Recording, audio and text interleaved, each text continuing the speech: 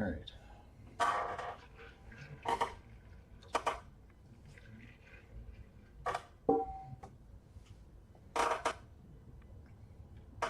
Pinky. All right.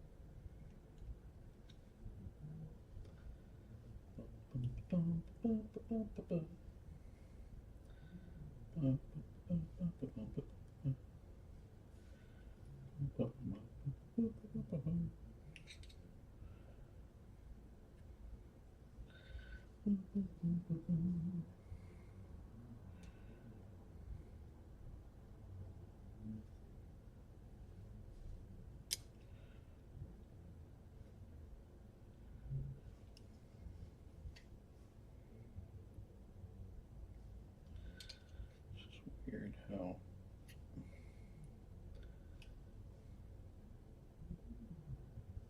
it's quite the indentation.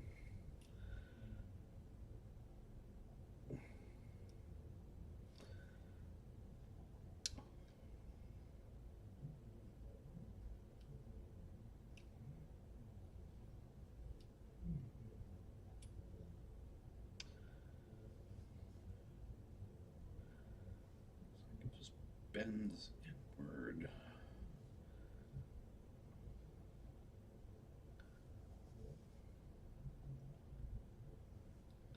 Average view duration 4 minutes and 35 seconds.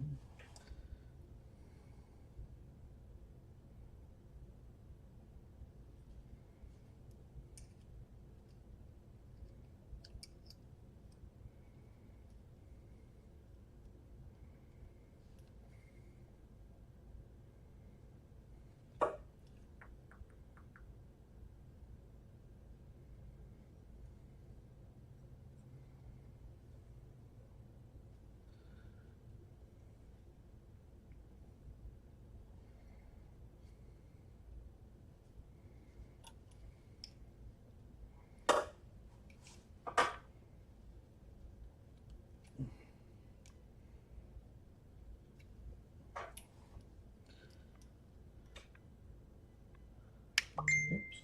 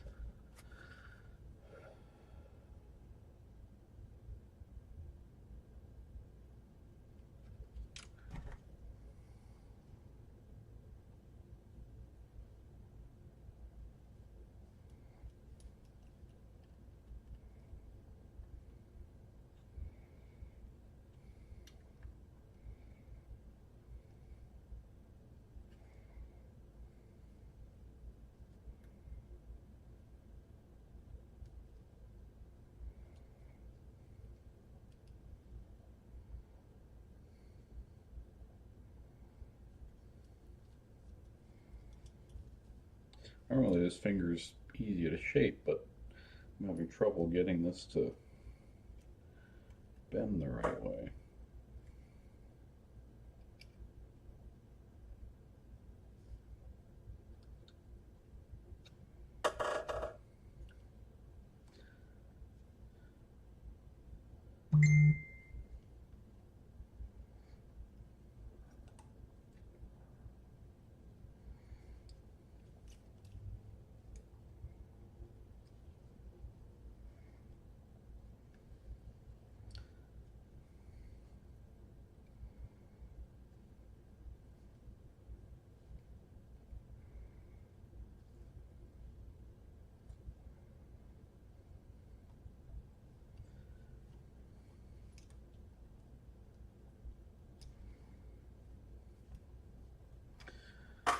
Why can't I get that?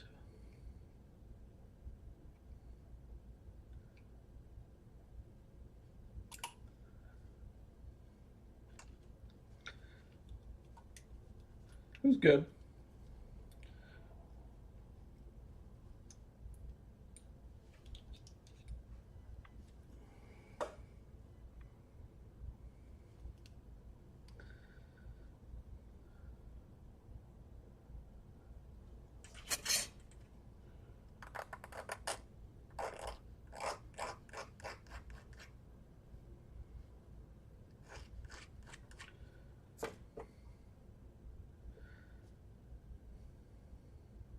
Not surprisingly, this fingertip is being a pain in the butt. It's like, seems like everything, mostly everything's been a pain in the butt today. So why? Normally this is one of the easier fingertips to get right.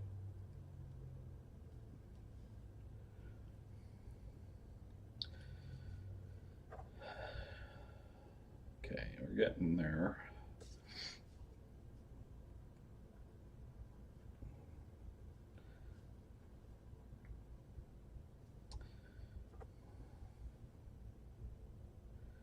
That needs to come out more.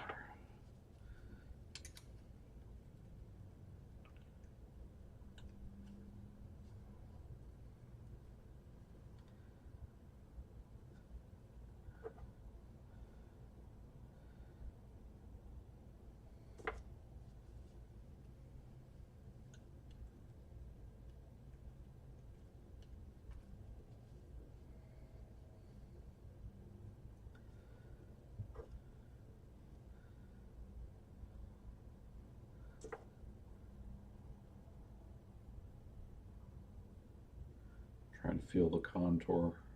That'd be a good blind. Just trying to feel if there's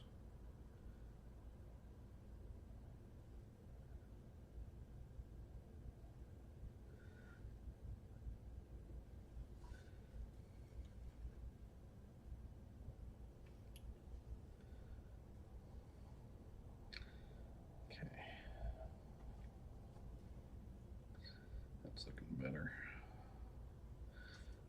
Except this needs to be just a tiny bit more.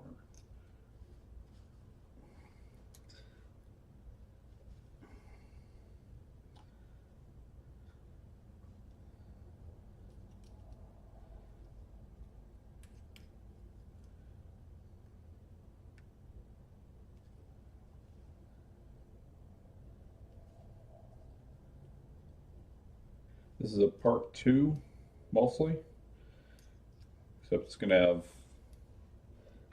a small amount of part 1 features on it, particularly the blades. He just doesn't want the blunted tips, and he doesn't want the blade break.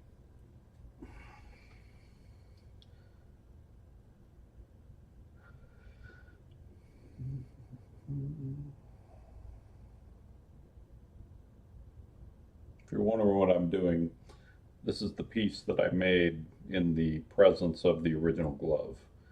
So this is my reference piece that I know has been compared side by side with the original glove. And so I'm just looking at the shape.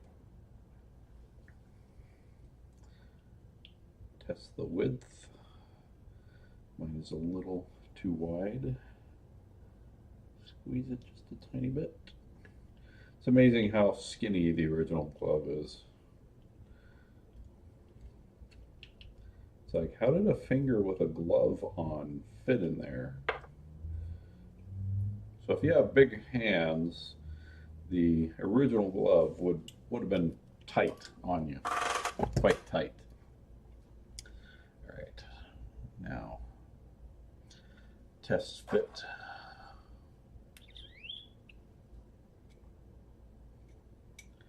Okay, now, or that Allen wrench right there.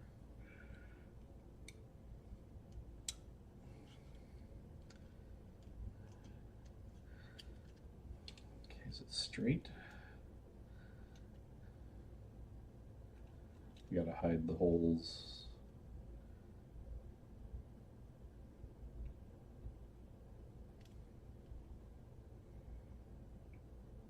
It is not, it's crooked.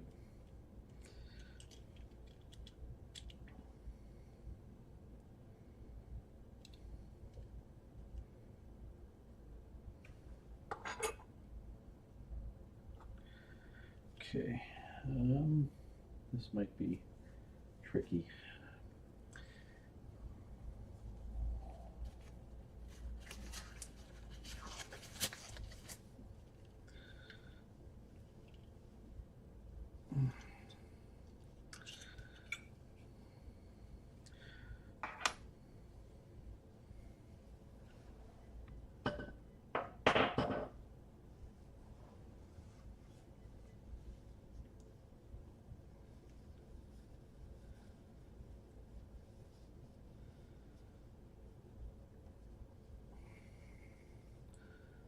It's like it needs to be torqued just a bit.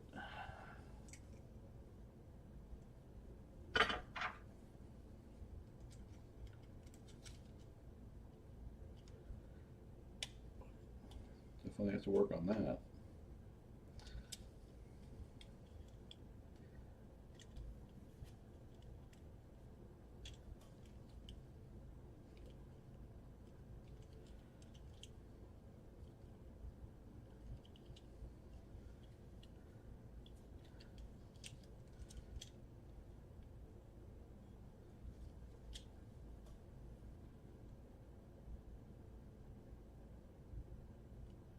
Trying to see where it's catching.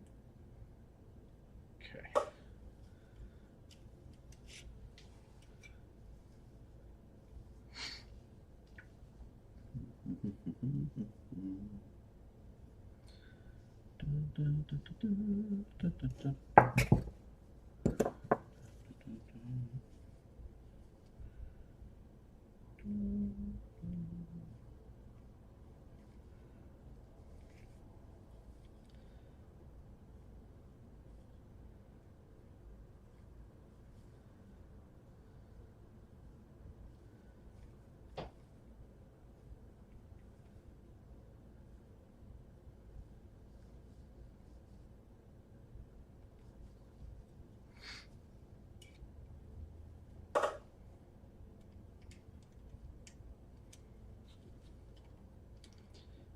That's better. Seems like there's still some friction though. I think I know where it's at though.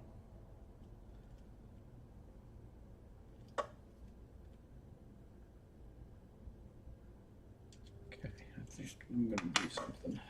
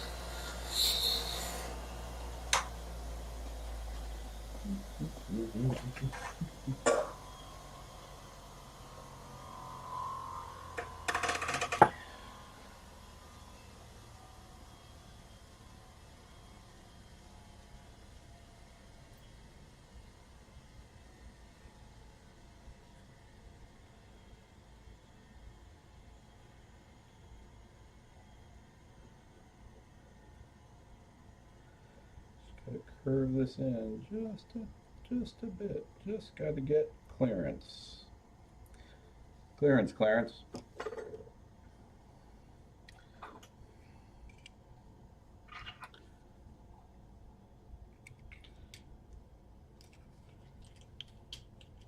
that's better. Still caught there for a second. But why did it catch?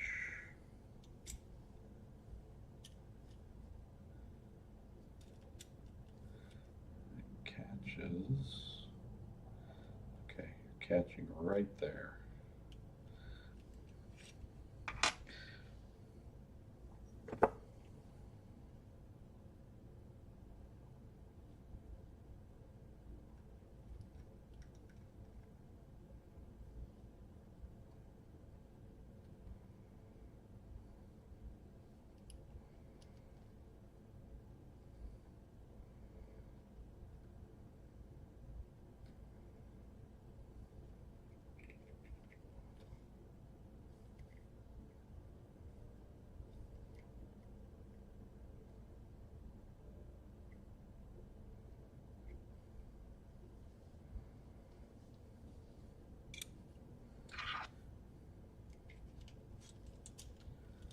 There we go.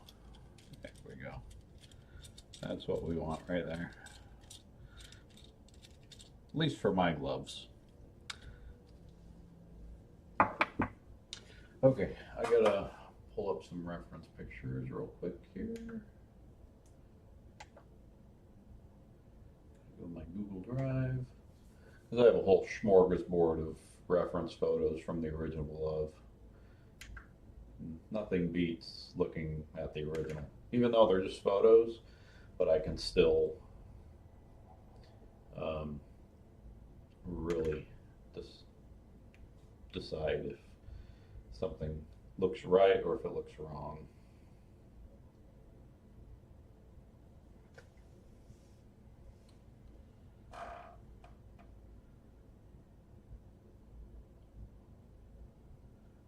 I see this looks wrong.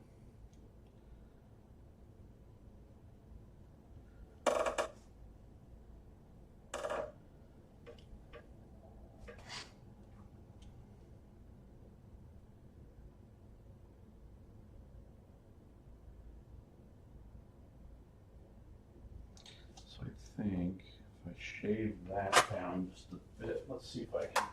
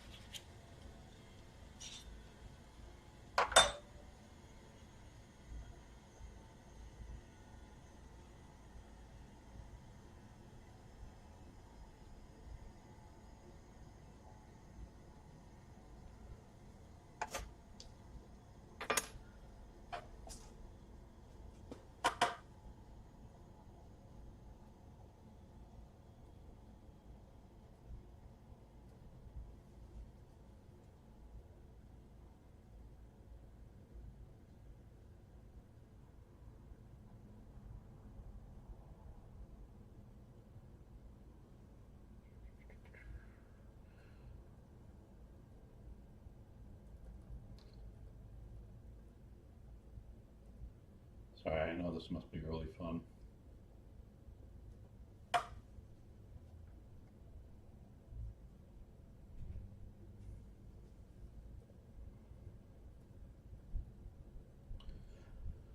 Where's that one angle?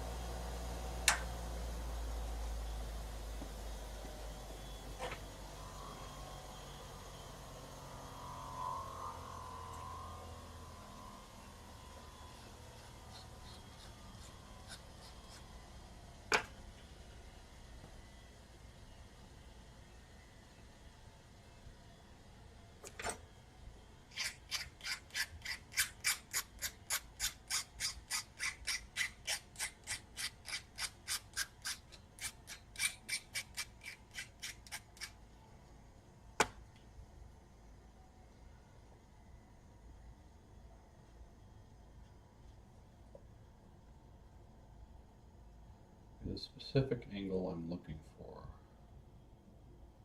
Is that it?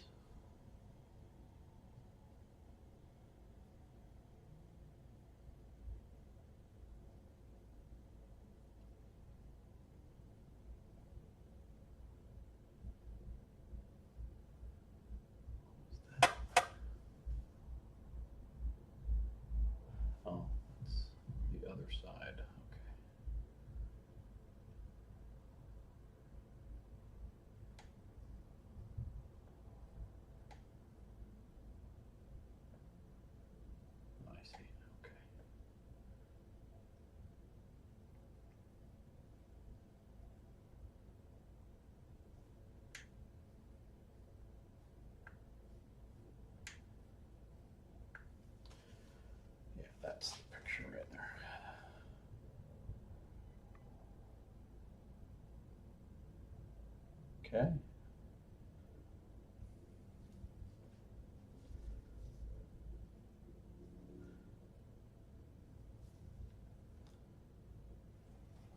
All right. So that one's done.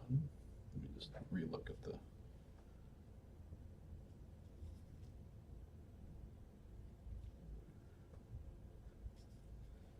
It should be just a tad skinnier.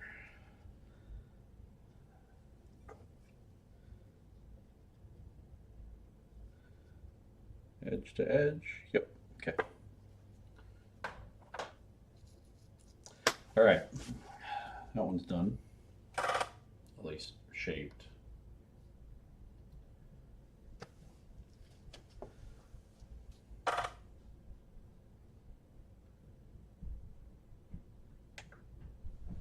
Okay.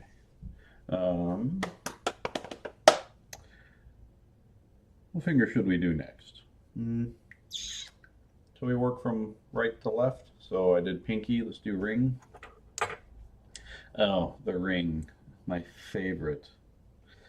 The ring finger, especially, no, I'll say the ring finger has its quirks that are kind of annoying, but it's the index finger is the, that's the one that royally sucks. It's got so many characteristics that I need to make sure to include.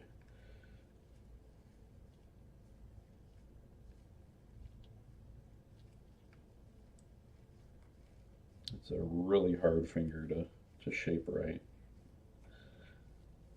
They're all hard in their own way, but man, the index finger's on another level.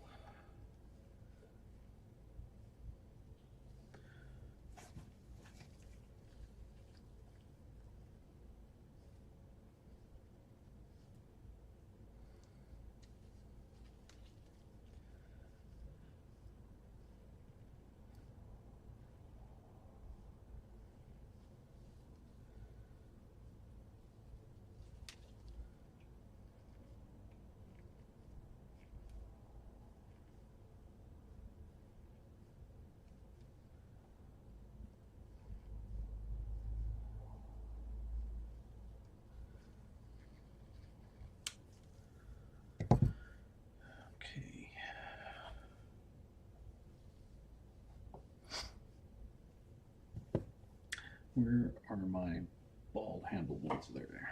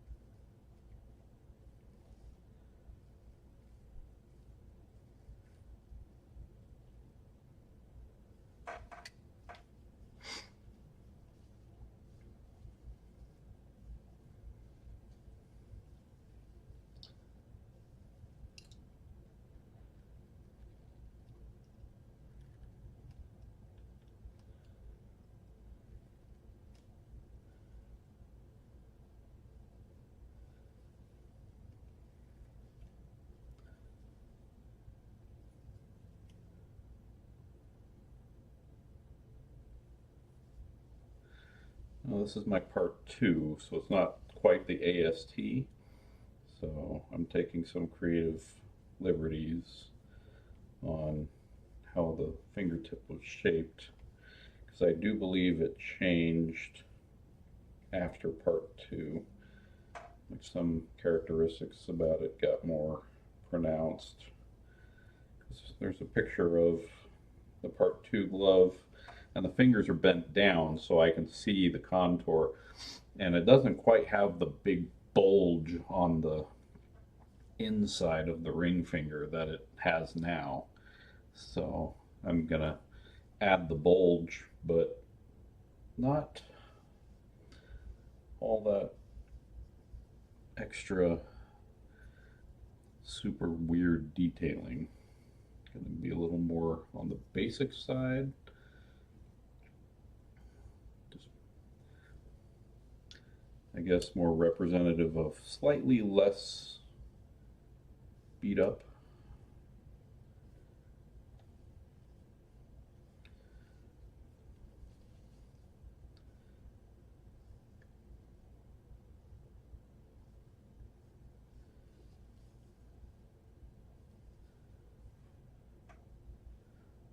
That looks pretty good.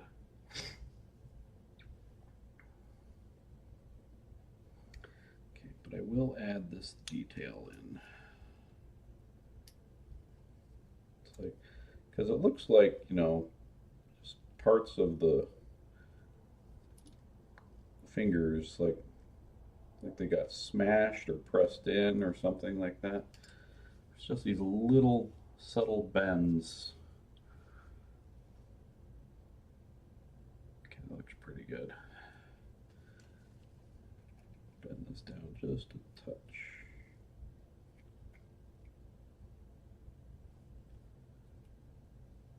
Just that glove has been through a lot over the years. I mean, who knows, like, what happened to it after it disappeared off of the set of part 3, or at least when they were filming the promo spot, because I think that's the last time it was ever really seen on camera.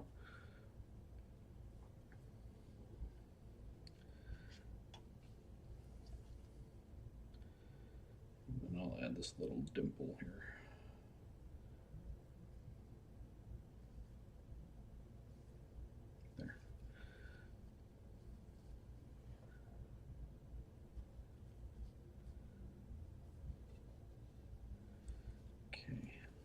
Needs to be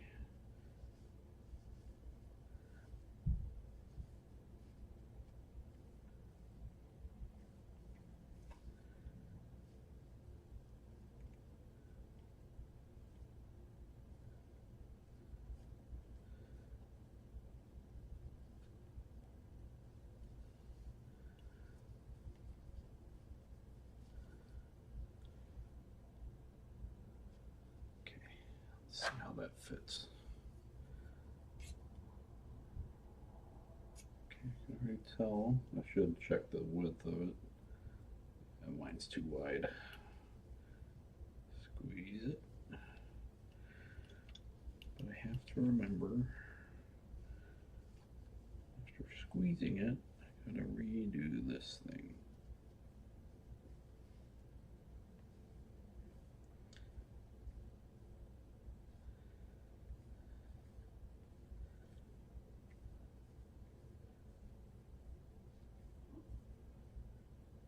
So you change one thing, it changes another.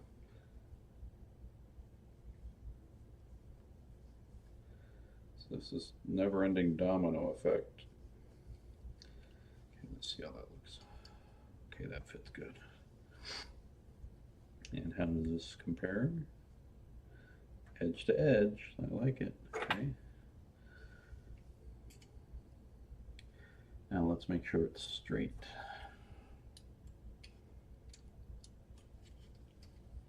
Got pretty good movement. There's some friction in there, but I'm not done with it yet. Okay. Hey. How you doing? That looks really good. I like it.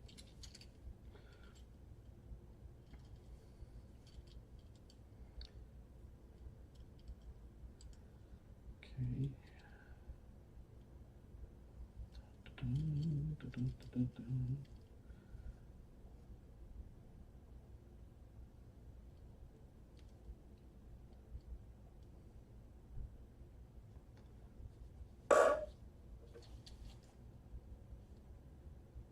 Okay, we've got the overhang, nice.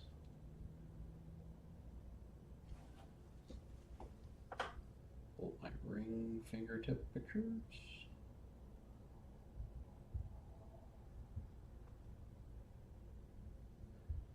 Ring tip.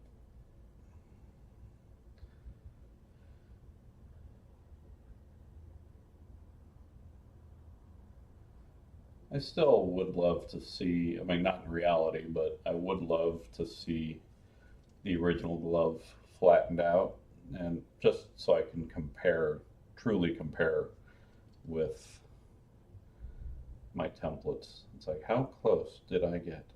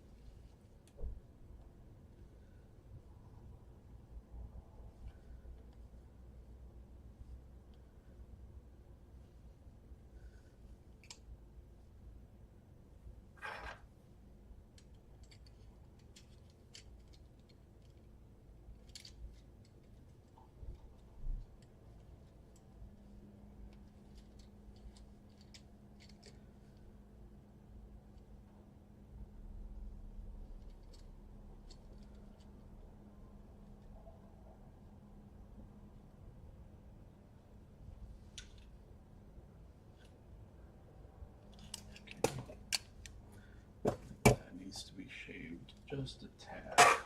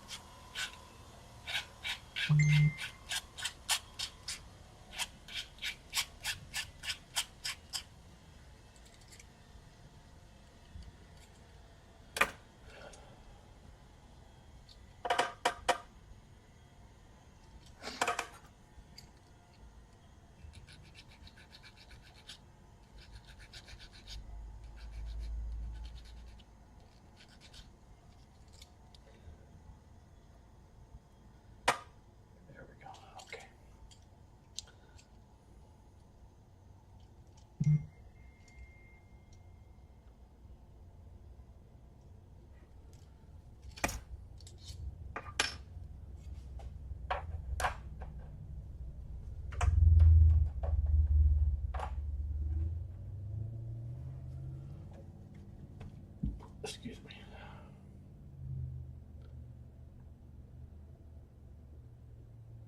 Holy moly.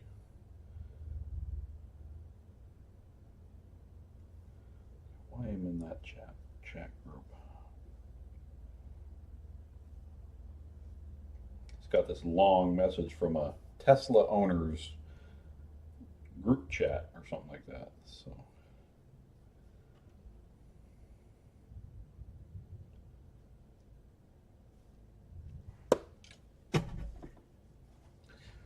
okay, middle finger, my favorite fingertip. All right. There's a gnat in here.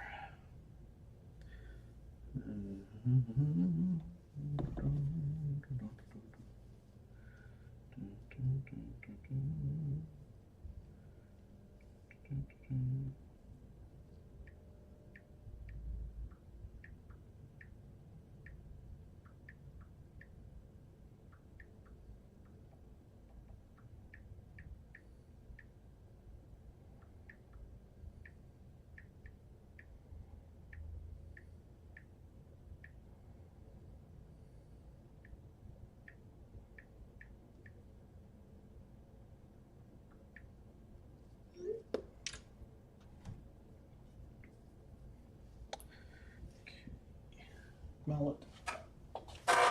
The deadly mallet. The mallet that likes to massacre fingers.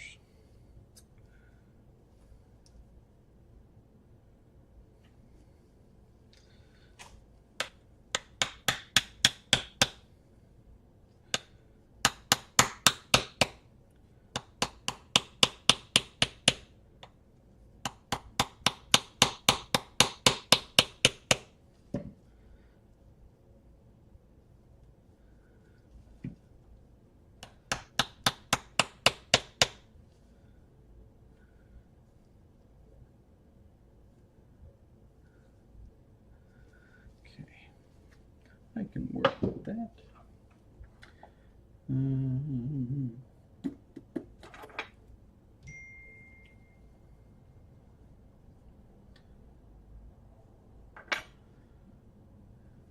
Middle finger, where's the middle finger? Middle finger, where is my middle finger? Piece. Excuse me. Oh, there it is, right in front of me. Duh. Okay, so this needs to be flattened.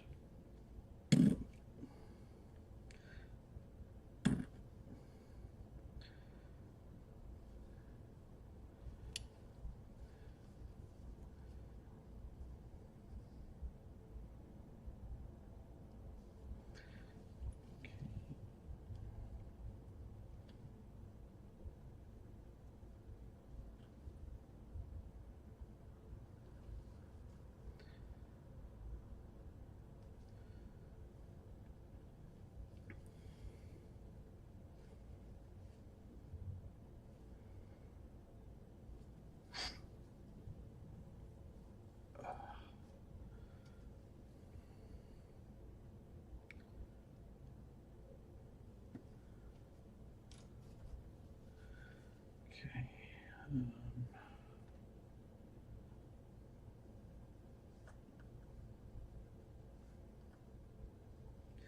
When I say this is my favorite finger, it's just I just like the way it looks when it's all done. I just like the curvature of it and everything. So.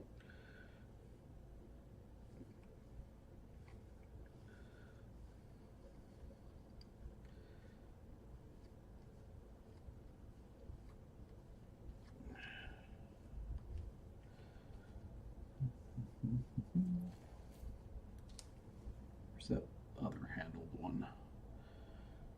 Where is that plier?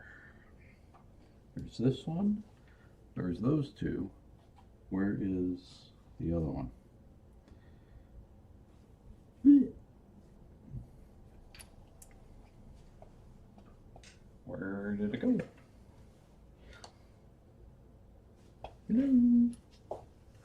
It's my problem. I set something down and I'm like, I don't pay attention to where I put it. I just set it down just mindlessly and I forget where I put it.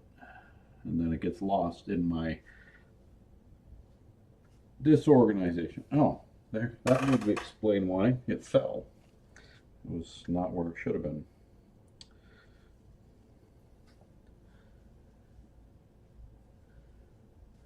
Okay, that screw has come out.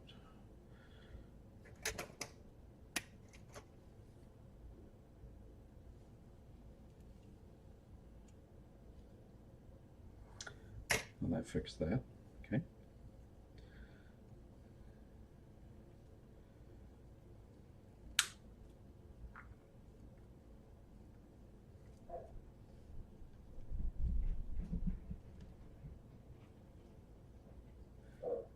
My dog's barking at.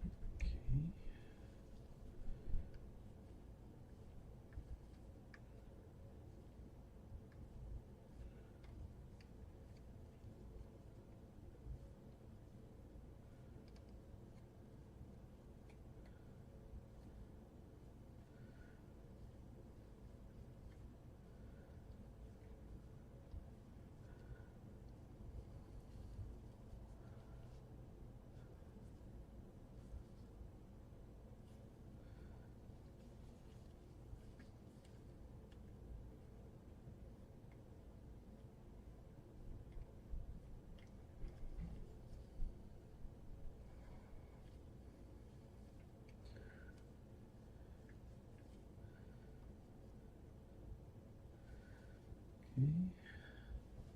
We're getting somewhere. All right.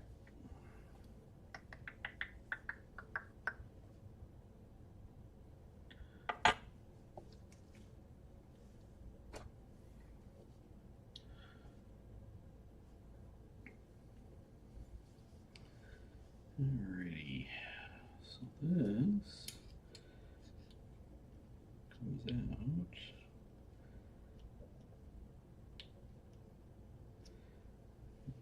Curves back in. This gets pushed out right. I should pull up the chat in case there's messages. Yeah, it does. It does have to give me the finger. It gives it to me all the time.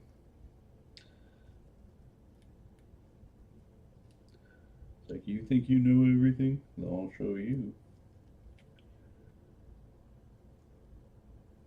It proves me wrong. Time and time again.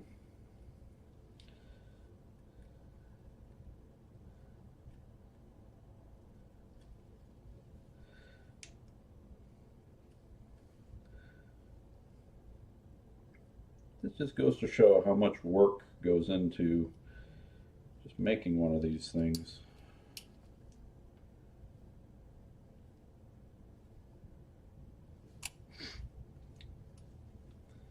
I mean, I try to really take my time in replicating these, coming because these are $1,000. These are $1,000 gloves, so I'm not gonna just rush it as much as I'd like to. I mean, 'cause I'd like to have it over and done with. I wish I could snap my fingers and boom, done, glove. But no, everything's got to be just done by hand. And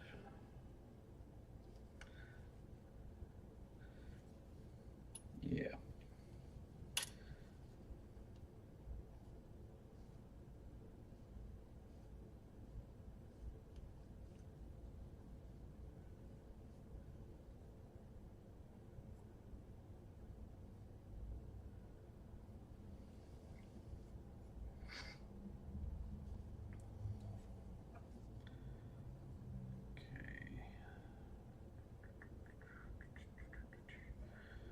two reference fingers that I like to use.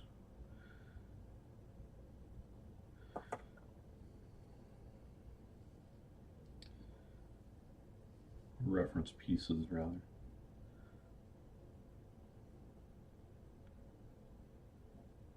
Looks pretty good. Now, it always looks weird until I shave this point off.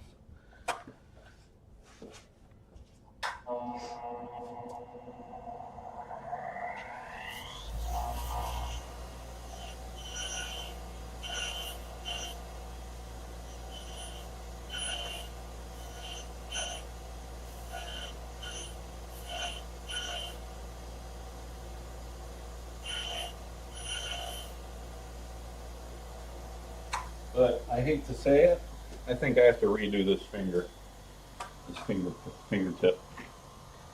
I think I made a mistake cutting it out, and I'm not liking the way it's looking, and I don't think it's recoverable. So I'm going to scrap this piece. And quickly make another one. Or not necessarily quickly, but make another one as quickly as I can, I guess. I'm thinking.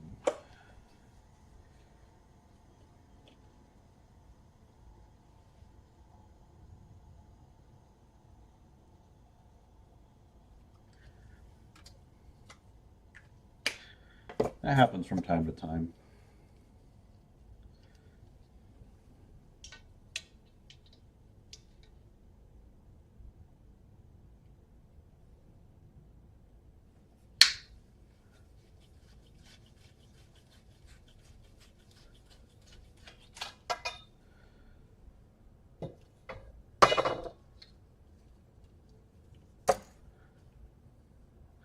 Okay. Now, again, I'm going to soften it. Make sure there's no writing on it.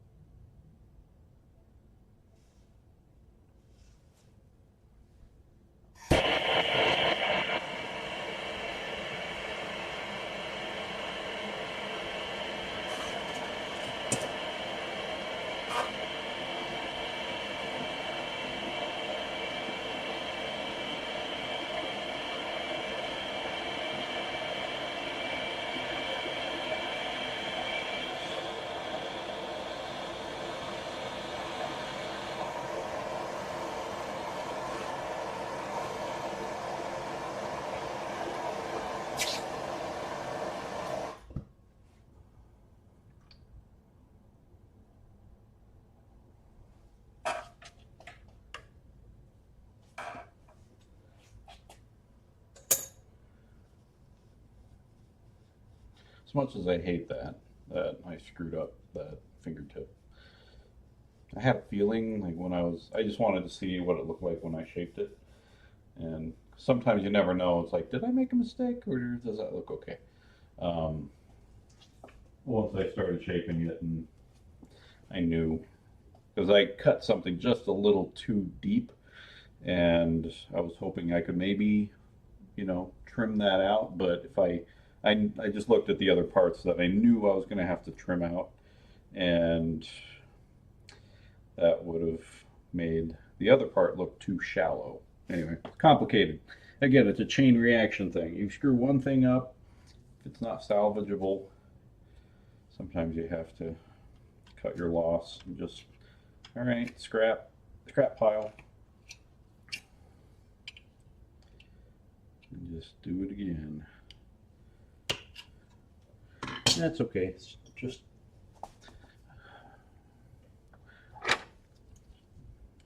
one finger. I don't expect any build to be without its hitches. But again, like I said, maybe if this was a cheaper glove, I would have just, like my standard glove, which is meant to be accurate. It's more just representative in a way. I probably would have kept using it. But no, I'm not going to use it for a cheaper glove because, again, the holes need to line up. You know, it's like the parts for my cheaper gloves are constructed differently and sized a bit differently. So the holes and the size of that piece was meant for the template glove lower stall. And if I try to marry that to the lower stall of my cheaper glove, it ain't gonna fit right. The holes aren't gonna line up right. And so anyway, these parts are meant for specific pairings.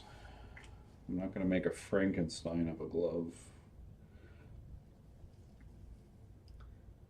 It's like, hey, you got Hero Glove finger stalls, but template glove fingertips.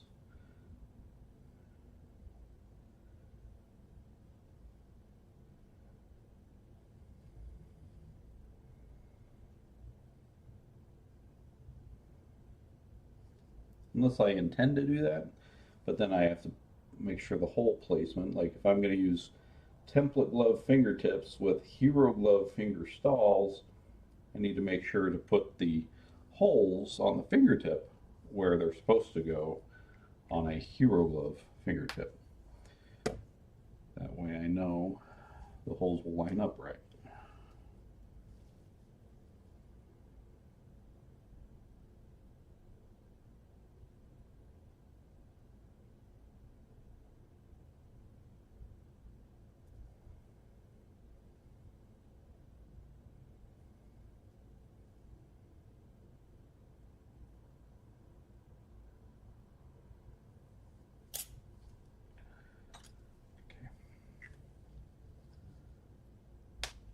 Oh yeah, I don't throw them away. I have a big old box that's pretty much full of scrap copper. And I use that when I recycle it. There's just a recycling place not too far from where I live. Take it over there. And then I use the money from that usually to reinvest in buying more copper or brass, whichever material I'm in need of the most at the time. At this point, I'm in need of copper. I've got tons of material for backplates, but copper pipe is the one that I'm usually needing to restock. Because one sheet of brass, I mean, I can get dozens of, gloves out of it. It's like $100 piece of brass or whatever it is. I get a big old stack of backplate pieces.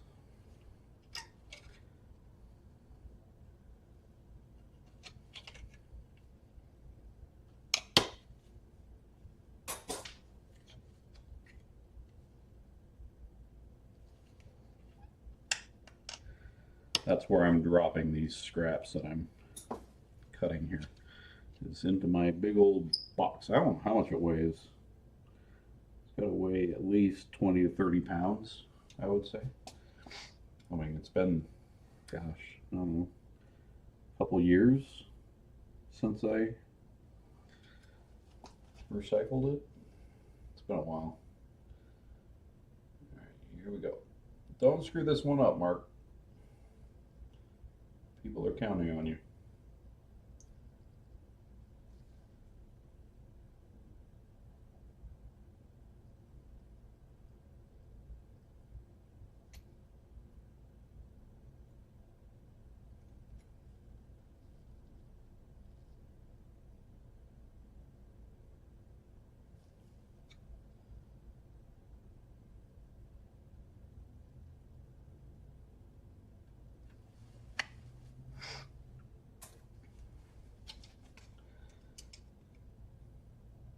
Some of these curves are really easy to cut. It's just a nice, clean curve. But other ones, I'm like, careful.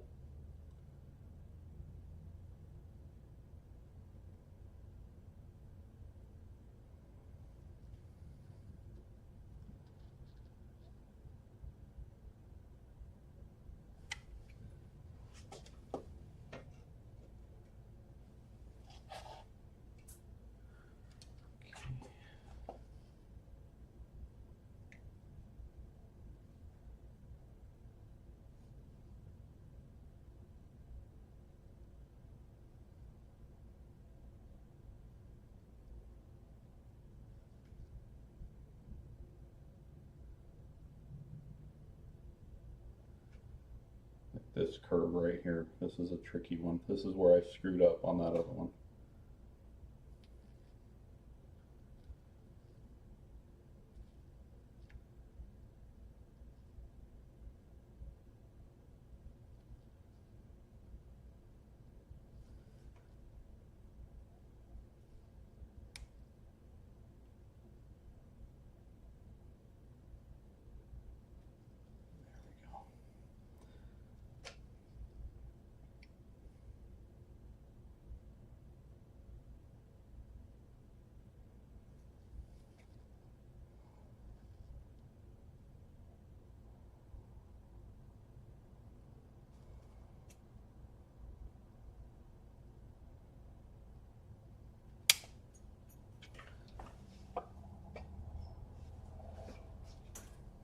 Time is it? 11:49.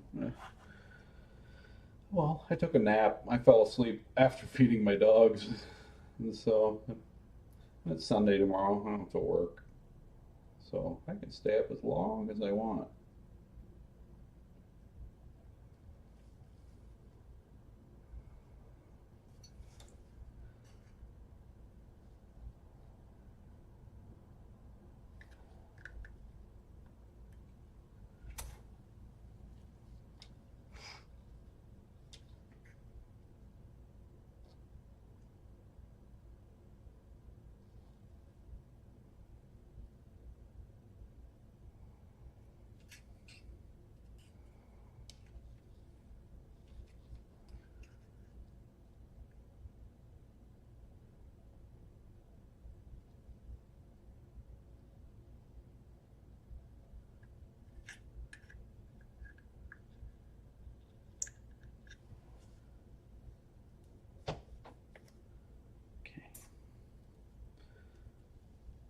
Pretty good. All right. Fun. I miss playing sports. I really do. I used to play a lot of basketball. I was a pretty good shooter. Not great, but I could. I've won a few ball games.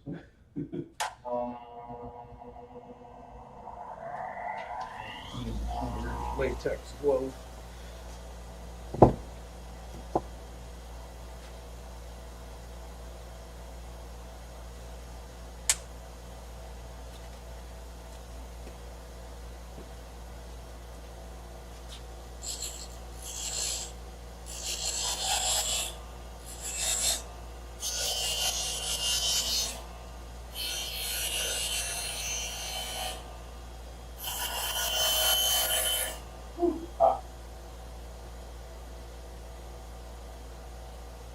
Wife's hair.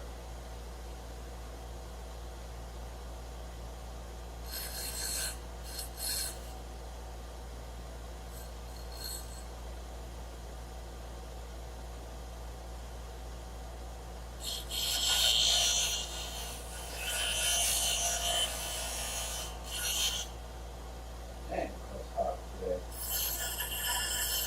Didn't feel that hot earlier.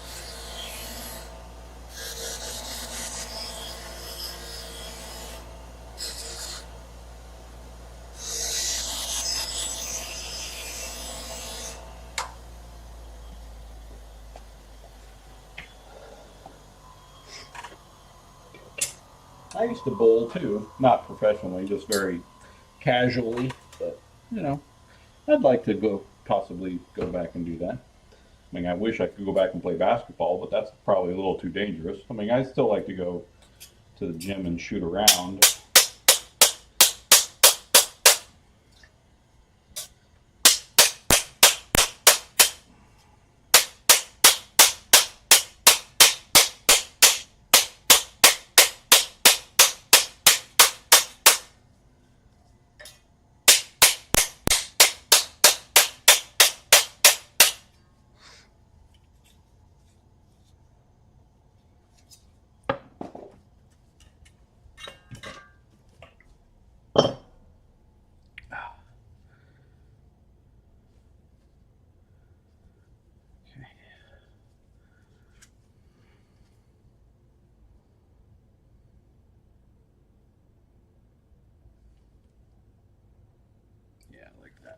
looks good.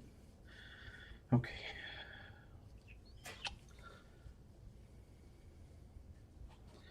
Yeah, same here. I think because I used to go bowling every Monday. Monday night was like bowling night, and I did it, get together with friends and some family members, and we'd all just go bowling on Monday night. But then the pandemic happened, and we stopped doing that, and we just never really resumed it. That's when I put on a lot of weight. It was between pandemic and now. I mean, I'm on my way back down. I mean, I've lost about 10 pounds in the last 5 weeks or so.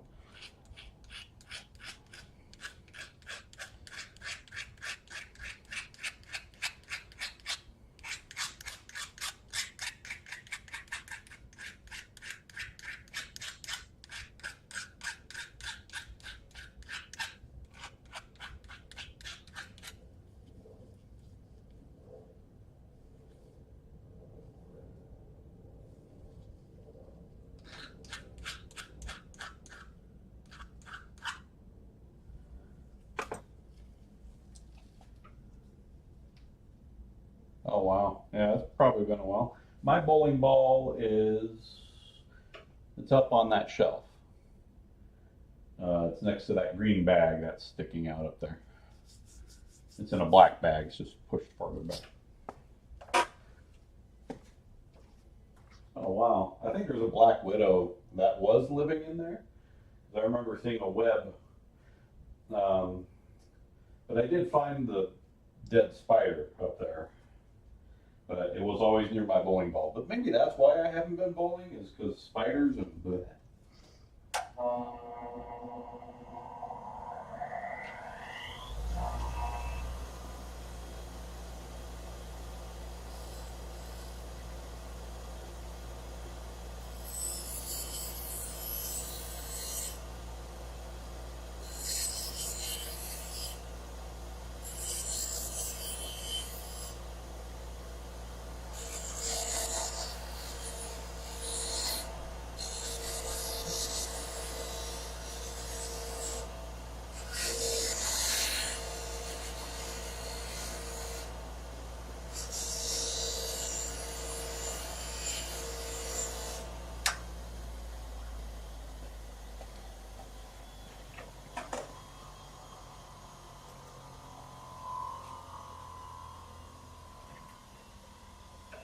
I have to look. I should go pull that out and take a look at it. What kind of ball did you use? Do you know? You know what the brand was, or I don't remember what mine was.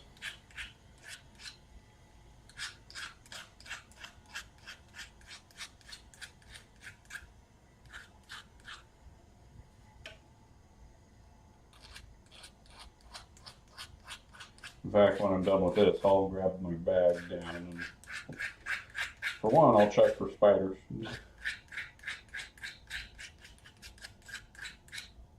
Spiders like my garage.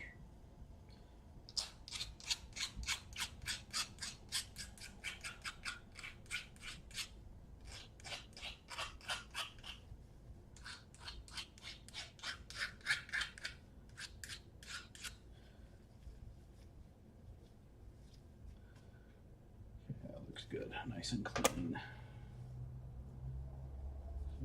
feel something right there. Yeah, doesn't matter. It'll come off anyway. Let me go grab it. Okay, hopefully no spiders. I do see a web, so broom.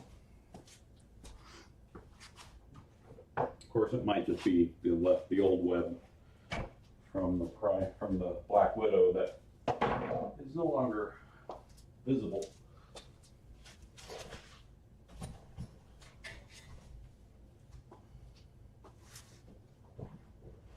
Watch, there's a bunch of babies in here.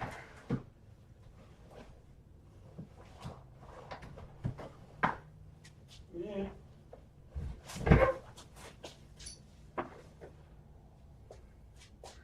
Look what you did. You got me distracted doing other stuff. That's right.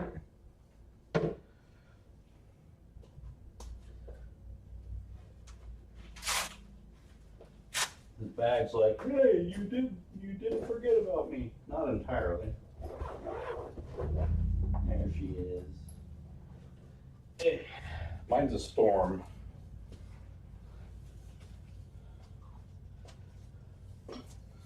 Yeah. See, how heavy is this? It's a Storm Timeless. It's a Timeless. Yeah. Let's see. Does it say how heavy?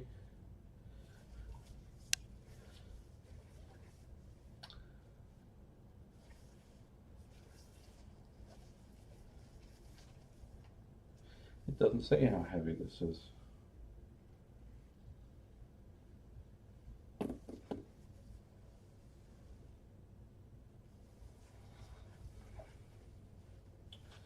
I really don't know how heavy it is.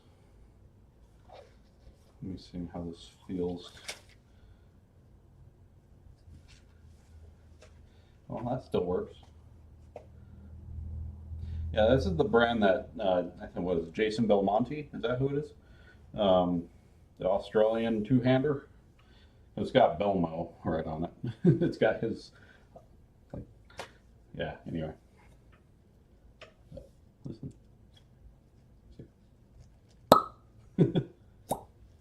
Got these finger inserts here. Yeah. Yeah. I wish I knew how heavy it was.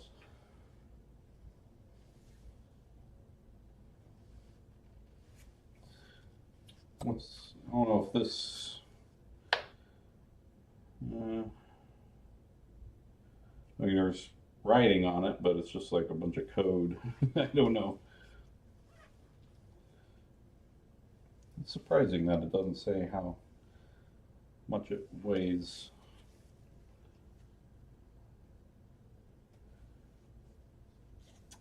Oh well. It's good to see this. It's been a long time. I mean, literally, it's been years since I've had this in my hand. So.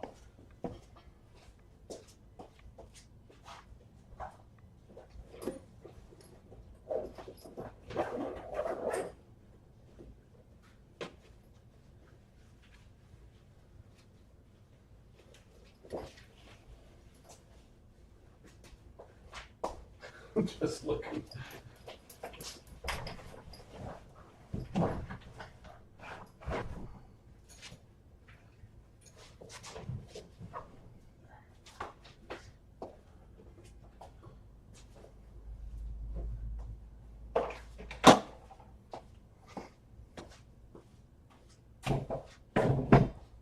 Okay, back to work.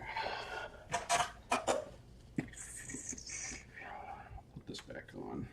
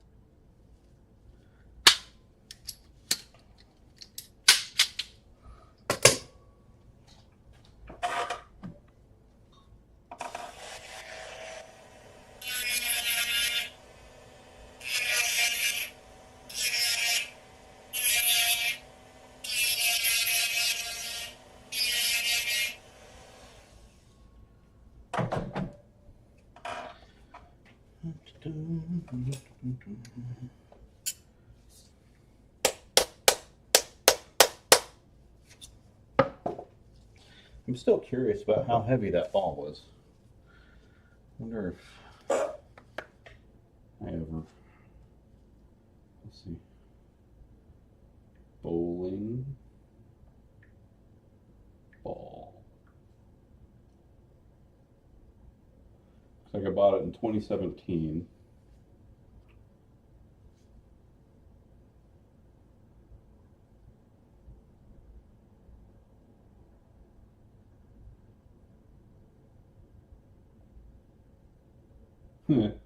On my way to the bowling alley.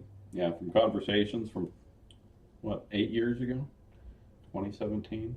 Goodness. Let's see here.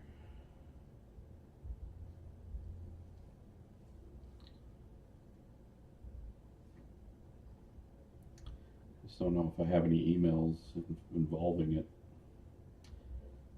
Storm.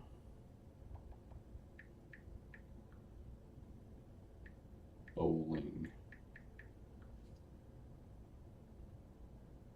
Yeah, because I just ordered it from my local bowling alley.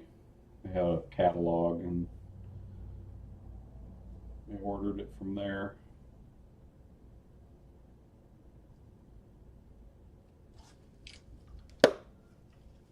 I think I don't know if it's 50, I want to say it might be even 16.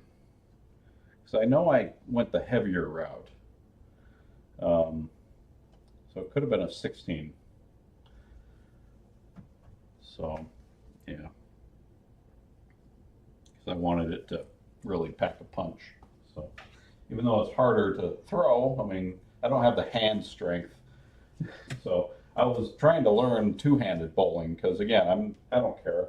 I'm just wanted to bowl and just try to knock some pins down, and so since I couldn't really, plus I was having some elbow problems because I've torn this tendon, and it would start to kind of flare up on me just by one-handed. So I was trying to learn two-handed bowling to just help offer some stability and stuff, but and I got okay. I mean, I don't remember what my highest score was, like 257 or something like that was my highest at one point. And so, but yeah, but I do want to say I went with a 16. So that's my gut feeling, is that it was a 16 pounder.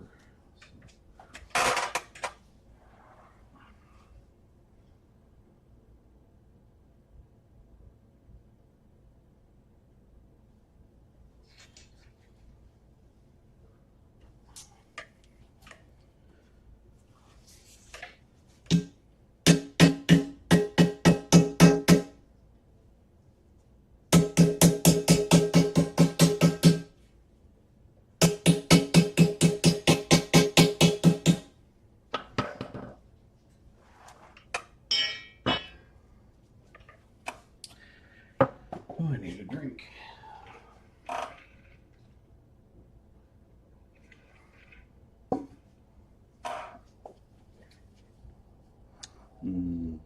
Yum. Dr. Pepper, 0 sugar. That's my poison of choice.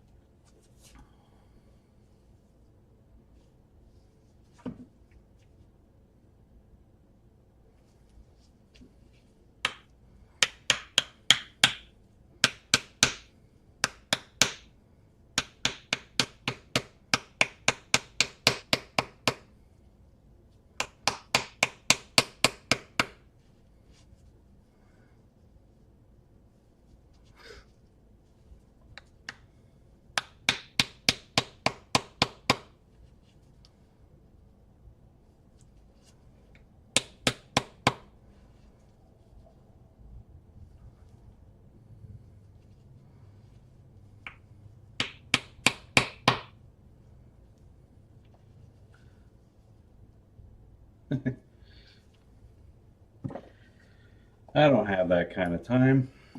I barely have time to make my regular gloves.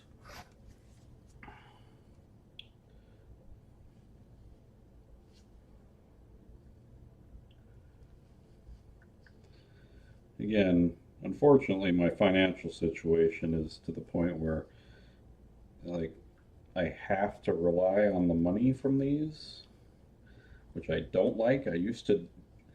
I got to a point where I was doing this just as a hobby, just because I did it for fun. I didn't need the money, but life has changed, as it likes to do.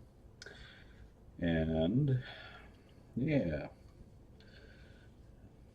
course, some of that involves probably some of my own poor financial judgments, making purchases I probably shouldn't have done. But no, it's the main thing that happened was just after I bought my car. I have a 2022 Tesla, and just after I bought it, like not immediately after, but 9 months after I bought it, my roommate said he was moving out. And so with him moving out, obviously lost that rental income, which is what I was using to make my car payment. Which is, firstly, my first mistake. I shouldn't have, one, gotten a car that relied on money that could evaporate at any time. But then again, I can't really say the same goes for my job, because my job's pretty secure. I mean, I've been doing my job for so it's 2025, 23 and a half years, over 23 and a half now, but so I started in January of 2002. And so it's a government job, and it's not going anywhere anytime soon. So anyway, as I was saying, I got to the point where I was relying on that rental income, and once that went away, I'm like, great, now I gotta make up for that, and the only resource I had was my gloves. And so now my gloves are essentially a necessity instead of a hobby, which kind of takes the fun out of it, because I was doing it because I just wanted some extra money or enjoyed it, but now it feels like homework because I have to do it, or else I go into financial ruin, and no one wants that.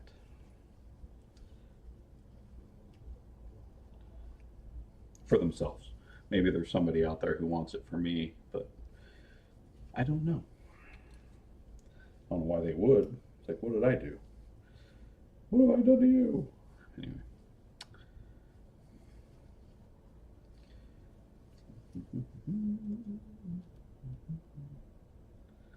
By the way, going back to bowling, it's like, yeah, I was trying to learn how to curve the ball.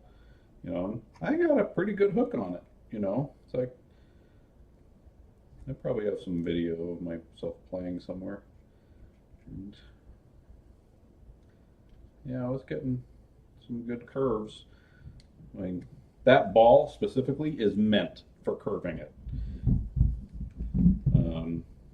That's kind of why I bought it. It's because, for one, it was Jason Belmonte. Again, I was trying to learn the two-handed bowling, and he was kind of the premier two-hander at the time. I don't know if he still is. I haven't kept up on bowling, but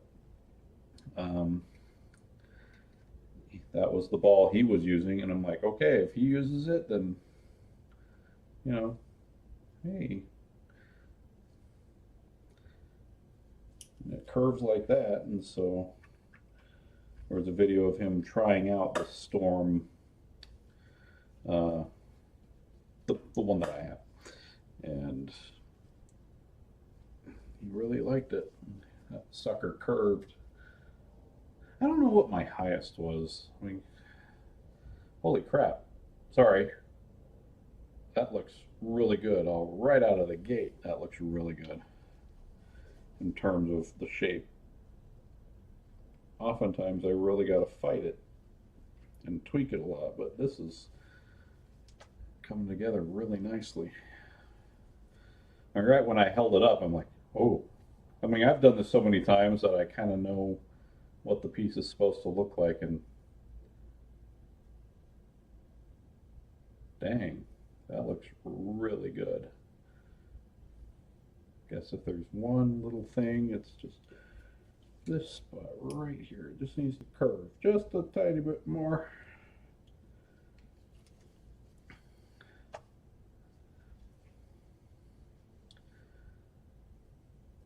If I didn't curve it enough, if at all, more torque or more pressure.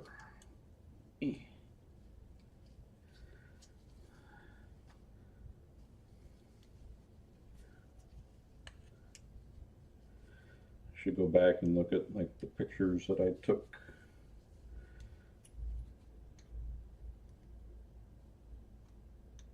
And texted.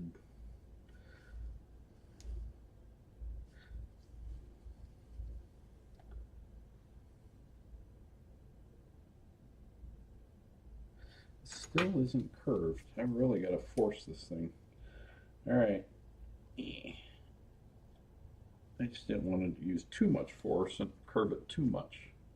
Okay, I think we got it on that one.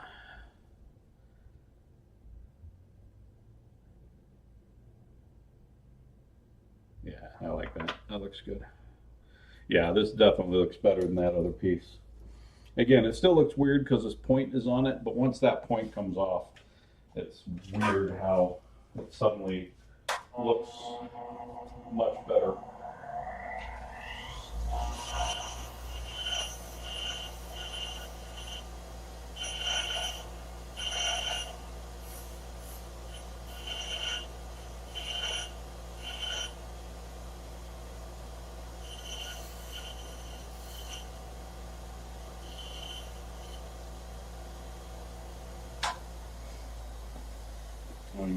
I still have more tweaking to do on it, but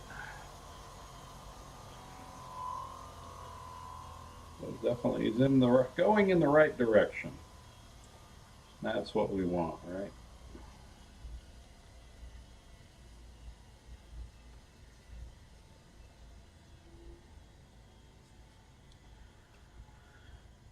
Okay.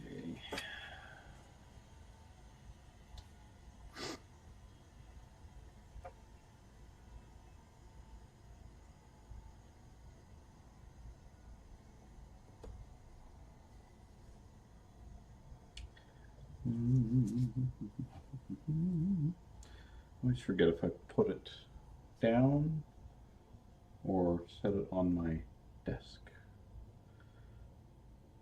Are you kidding me?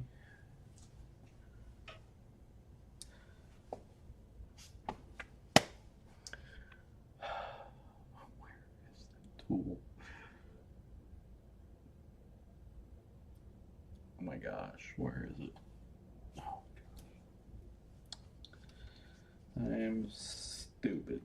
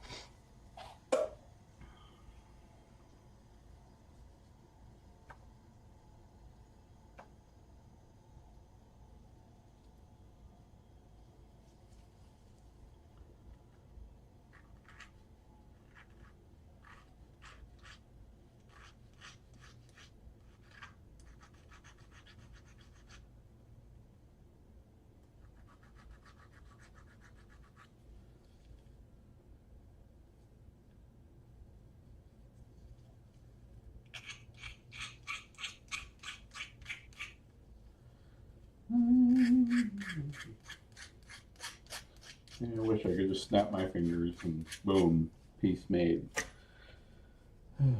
What's the fun in that, right? It's looking better. Yeah, there we go. Okay, that looks good.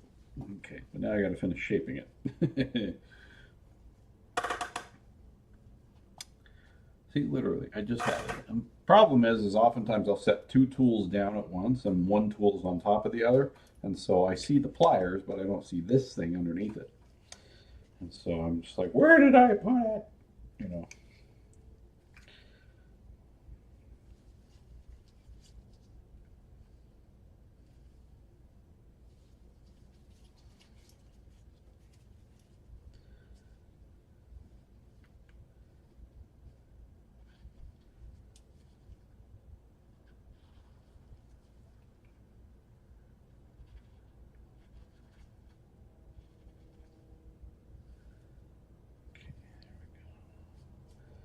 There we go. That's more like it.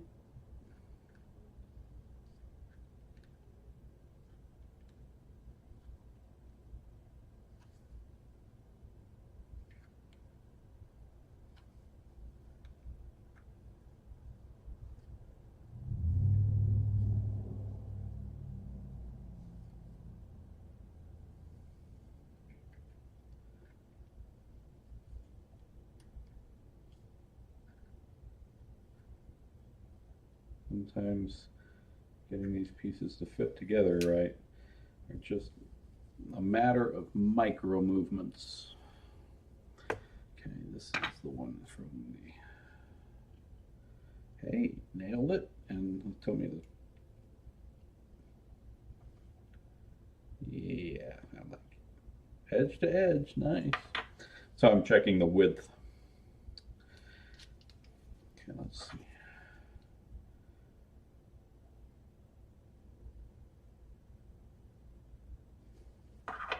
Alrighty. Like a glove. Literally. Okay, let's see. Sometimes this is where it reveals problems, and I think I already see them. Oh yeah, that thing is crooked. So this gets fun. When that happens,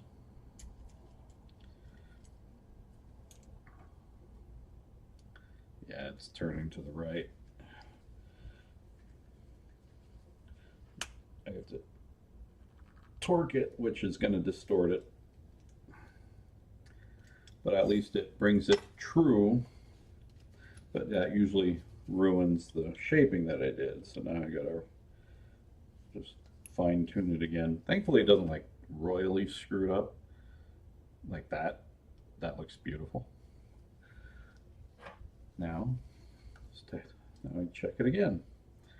Make sure it fits and it's straight. Got good movement. There's a catch in there a little bit. Can work on that.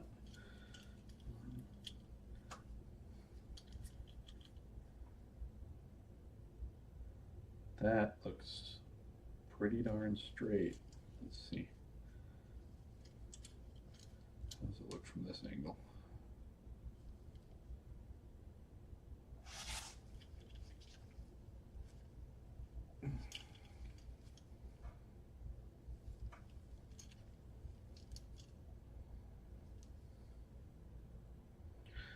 looks good. I think it's still just a tad.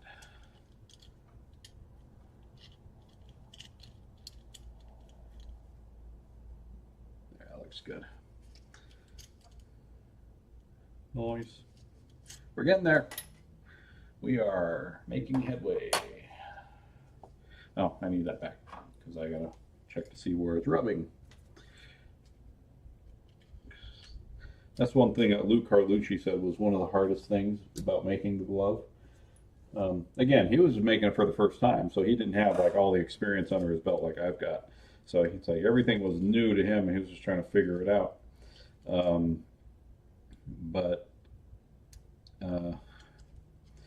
He said the hardest part for him was trying to get the pieces to fit together so that they weren't binding, is what he said. And so I want to look at the underside picture.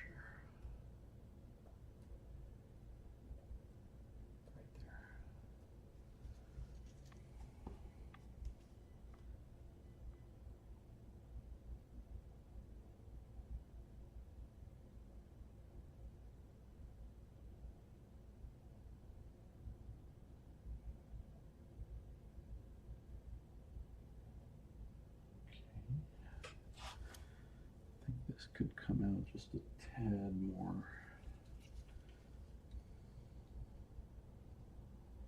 Literally, just a tad.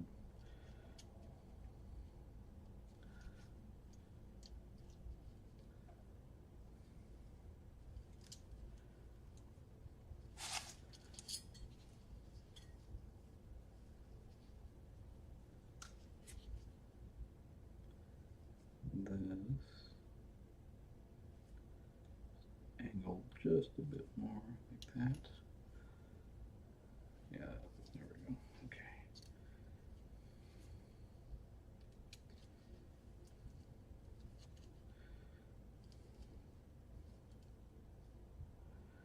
Just seeing if it, like everything looks like how it does on the original. Okay, that looks good. Okay. I like it, but now I gotta figure out where it's catching. Like right there, I felt it catch. Like right there, that snap, right there. Where are you hitting?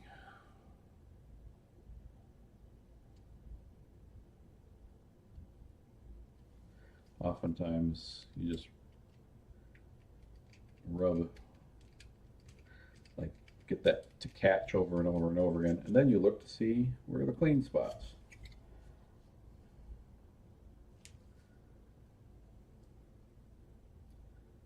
I'm gonna say it's that right there. So I will.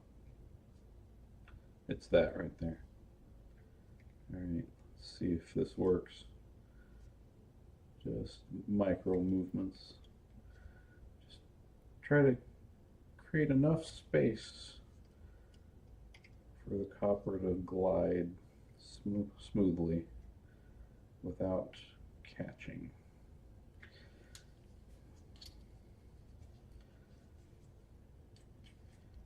Now I predict that it's going to be smooth. Yeah. Catches down here, but that's okay. It's not meant to go down that far. And so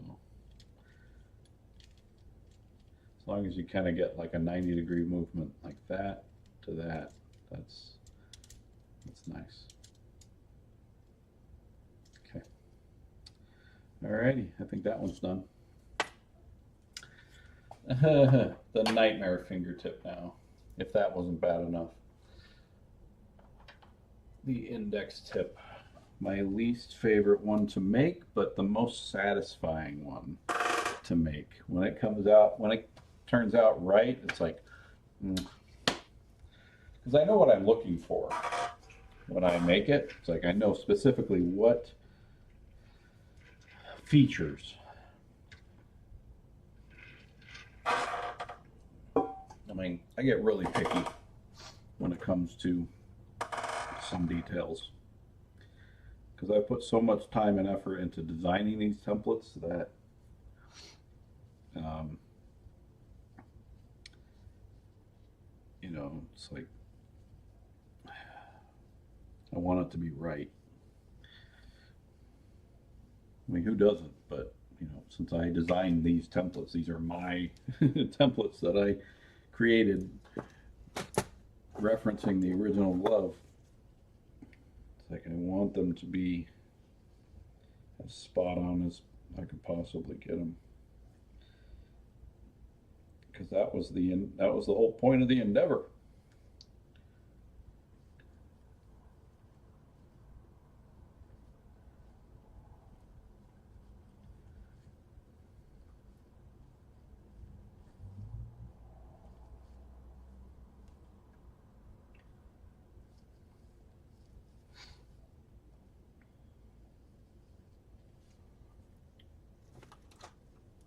I got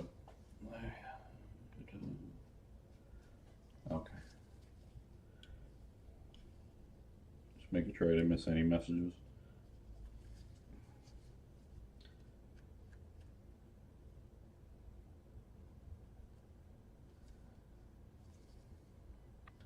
Hey, I'm done. Just kidding. I wish.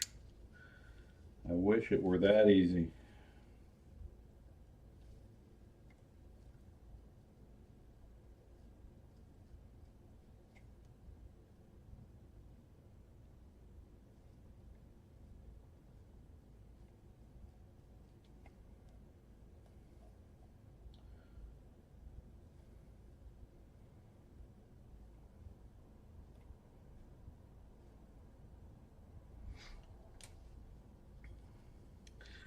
All right, this is my reference piece right here. It's a really good looking reference piece too. If all my fingertips turned out like this one, I would be pretty darn happy.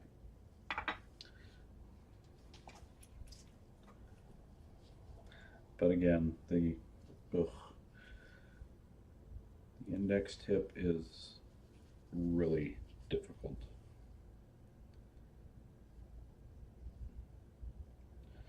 It's the one that's given me the most trouble over the years.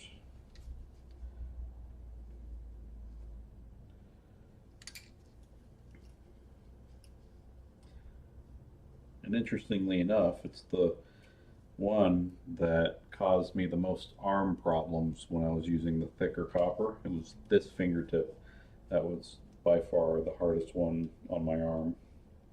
Specifically these bends right here that I'm about to do.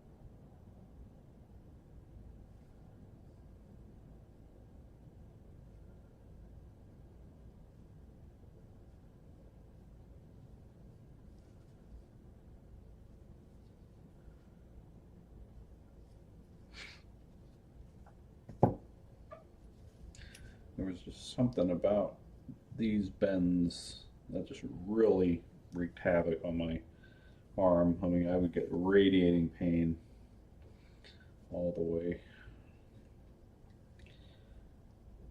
This stuff right here, these types of bends.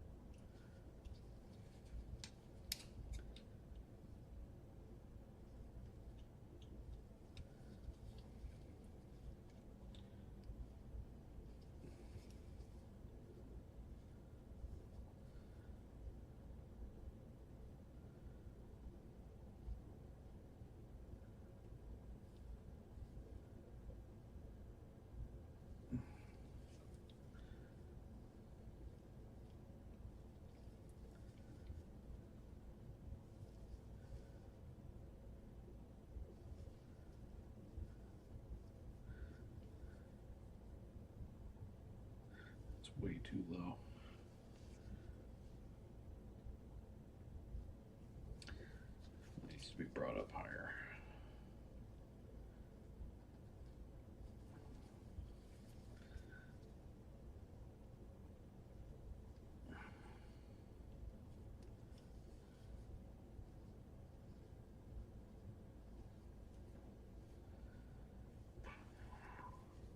Even with this thinner copper, I can feel that. My forearm does not like that. Well, guess what, forearm? Too bad.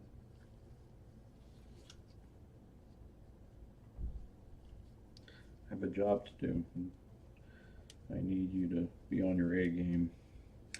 And I'm having a conversation with my forearm for some reason.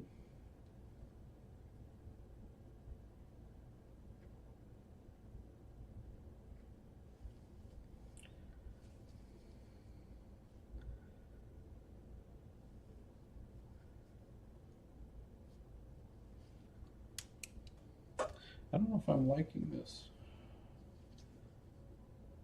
Why does that look so shallow? Or it's so deep? It's supposed to be shallow. I was thinking it was going to be less shallow. I'll keep tinkering with it, see if I can't get it to come in to line.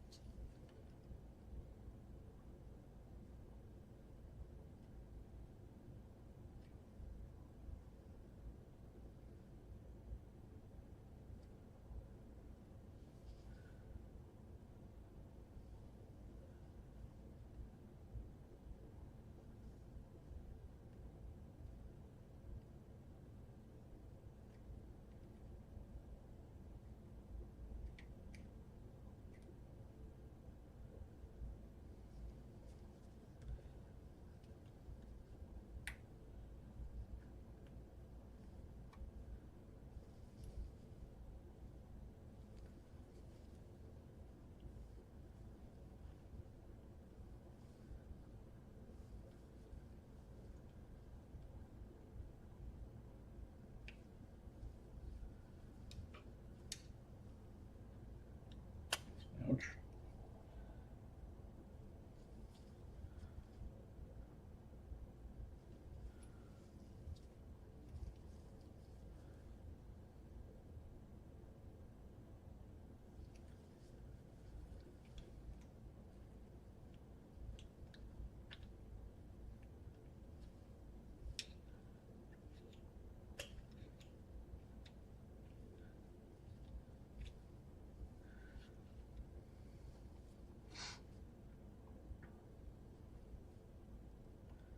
Why does that look like that? Again, I might have to redo this fingertip too, because it's just, why does that look so different to me?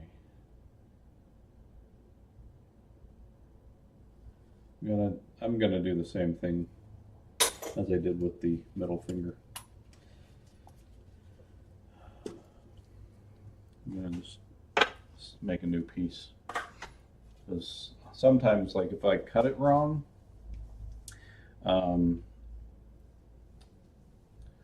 sometimes I don't know where I cut it wrong, and it's like, well, I don't quite know what to change, so sometimes it's easier to just go back to the drawing board.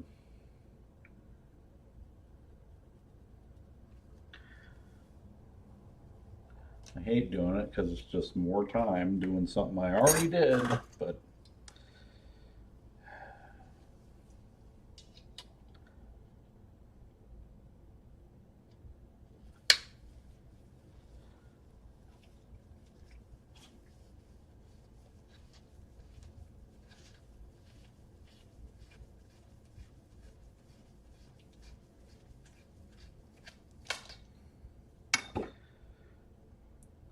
it's just more wasted material.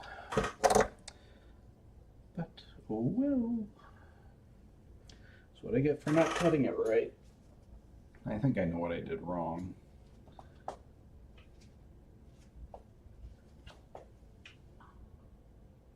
what I get for trying to improvise.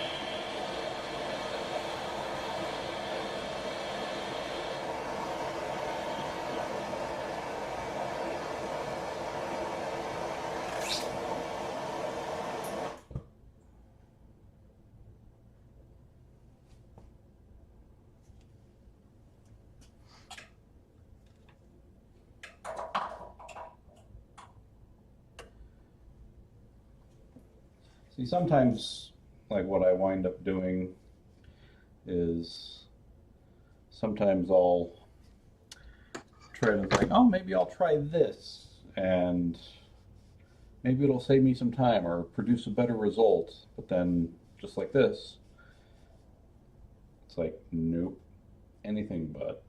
It actually was worse.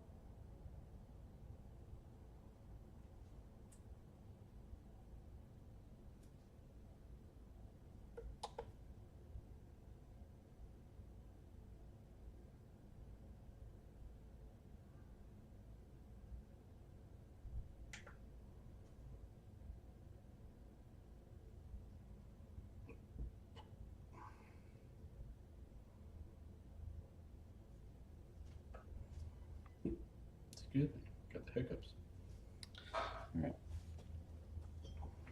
Let's do this again. Hopefully this time without screwing up. All right, now I got the hiccups.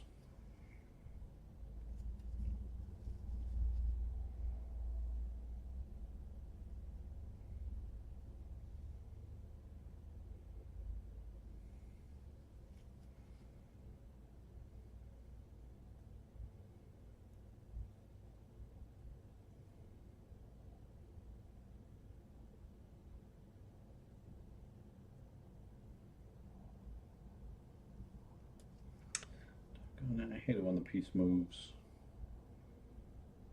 The template. It's like, eh.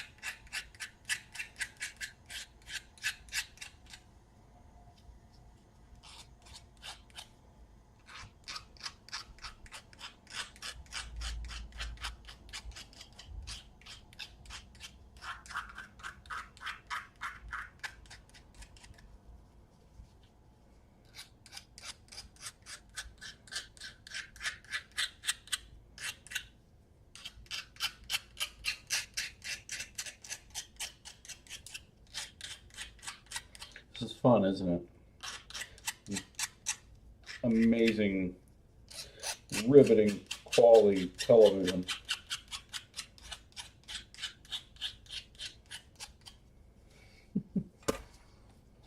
Again, this live streaming is more for my benefit than it is yours, because it just helps keep my butt in the chair. It also helps keep me stay on task. Because if people are watching me, or if the potential of people watching me is there, then I'm not goofing on my phone, I'm not wasting time.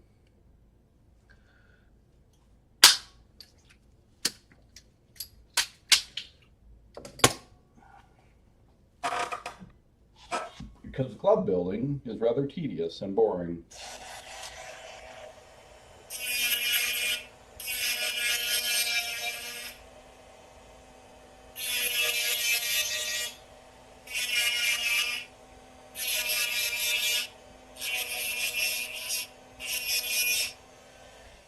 The only true fun part is the very end, when you have a functioning glove.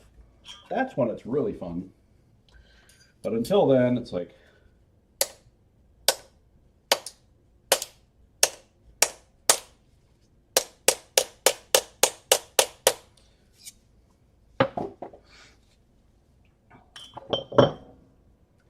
alright, hopefully that's better. I screwed up cutting out the last piece.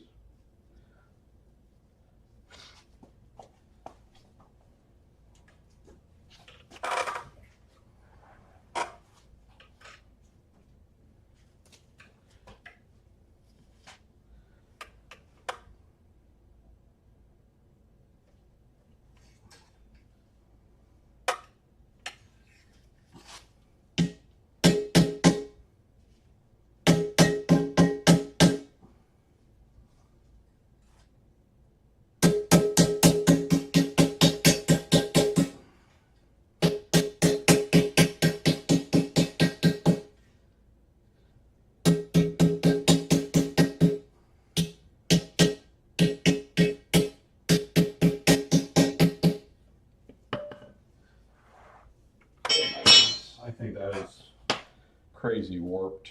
Oh yes, it is. I bent that really weirdly. Oh.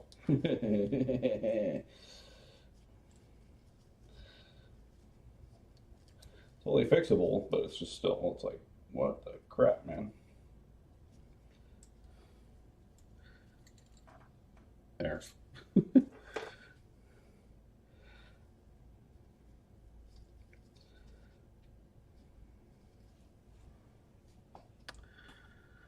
Okay.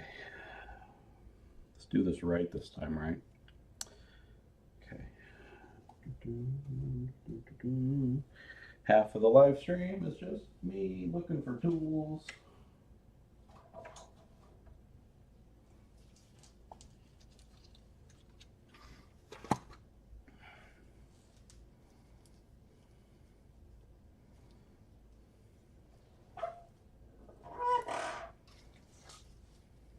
It's 1 in the morning. Ugh. And I'm starting to feel it.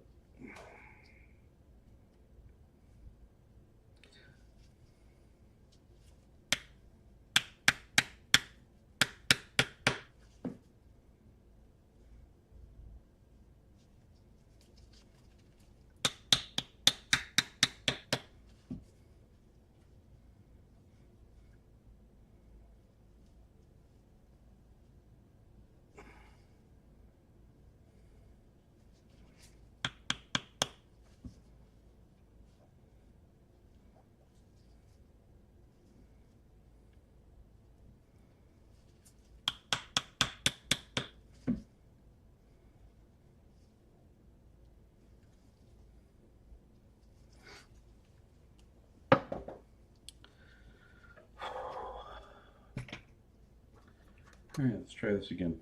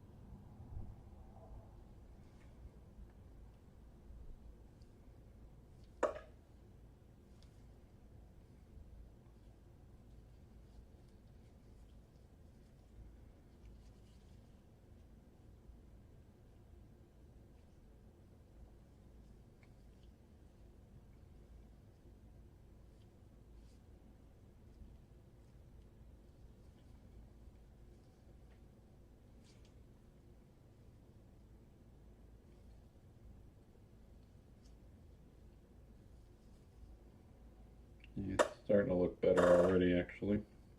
It's weird how that works. I mean, it's certainly still got a long way to go as far as shaping goes, but it's definitely, I like the point at where it's at right now.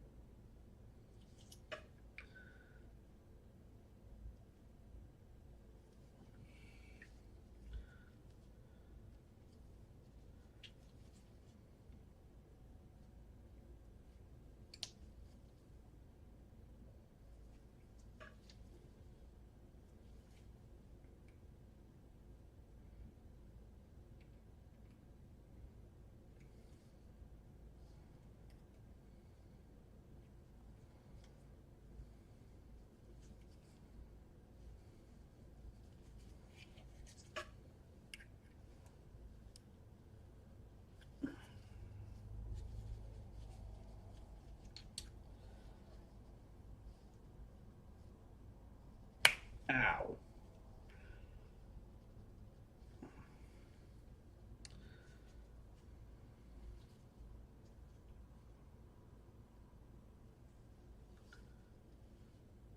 There we go. Getting there. Again, this is the most tedious fingertip.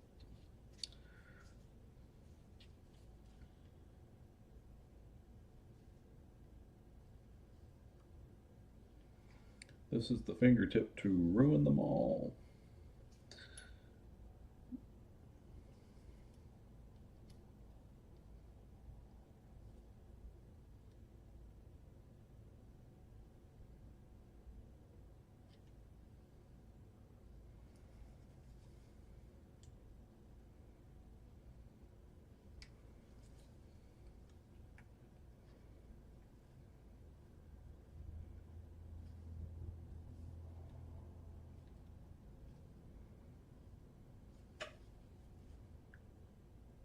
Huh, interesting.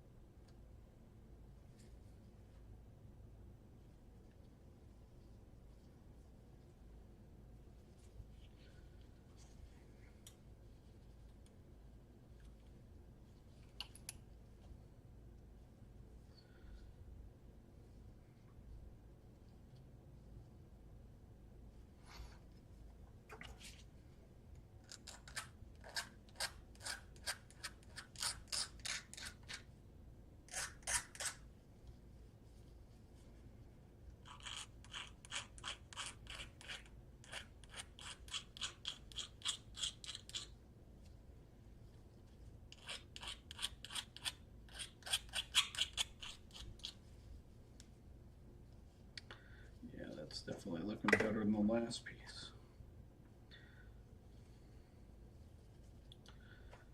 Okay, we're gonna have a successful fingertip on this one. I just have to bend it right.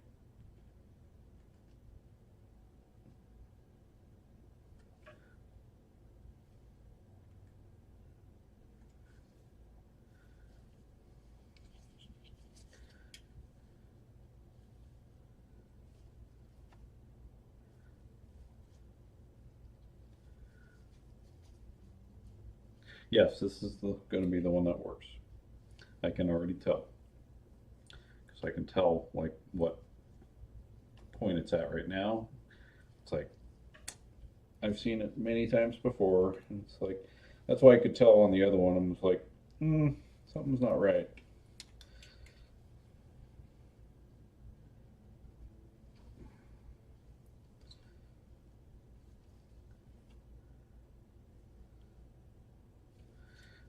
It's just sometimes these dumb little small bends are just really hard to get in a really specific spot.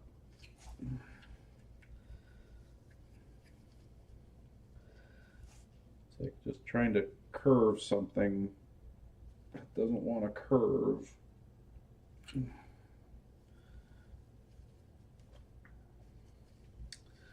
All right, let's try a different technique.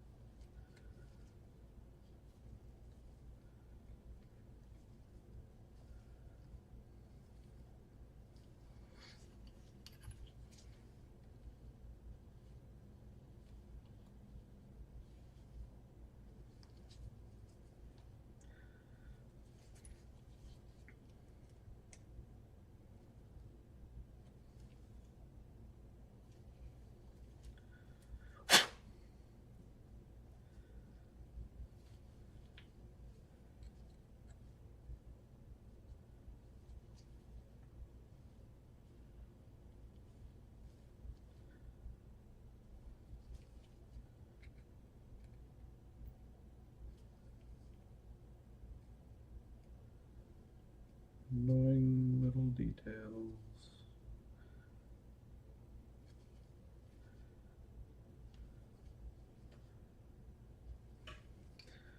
we're getting there. Oh, this is the index. I've got the other three already done. So this is the index, and I hate it. I love the result when it's at the finish line, but making it is like, don't make me do this.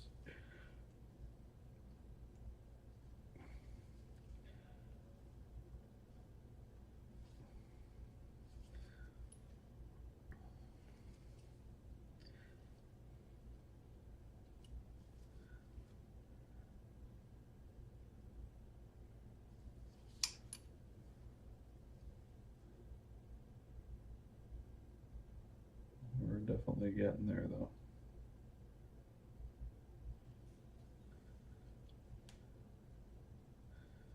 I don't know if you heard that snap. That was my wrist.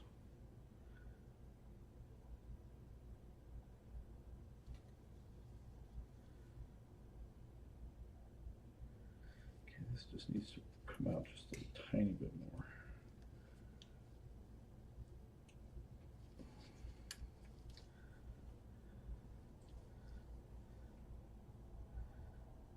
Yeah, there we go.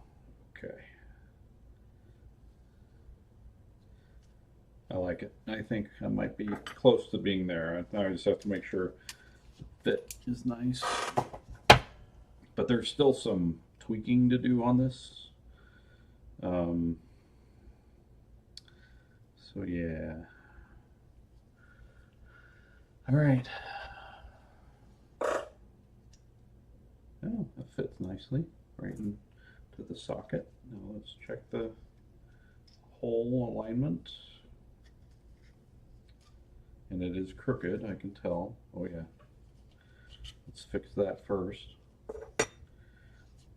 Again, this is gonna throw off the bend. Yeah, it's crooked to the right, or to the left. I have to pull it to the right.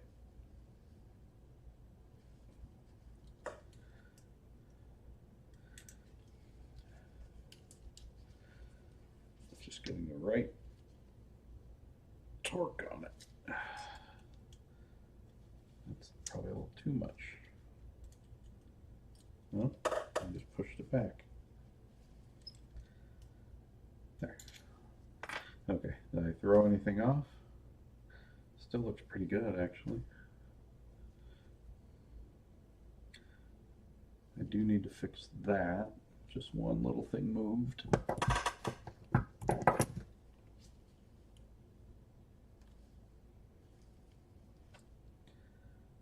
Okay. Not a whole lot, but just one little thing shifted, I could tell.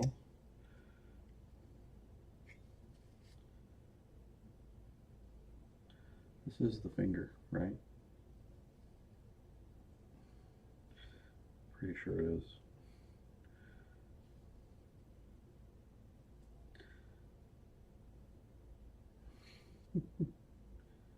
Yes, it is. Because I don't know why this piece looks so cleanly cut that I was like, is this one of my test pieces for when I did a die press method? Because it looked like such a clean cut. And sure enough, it's the one that I did by hand. All right, let's take a look. Me likey.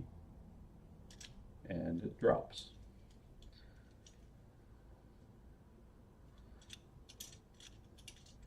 Okay, good mobility. Nice. And it looks straight.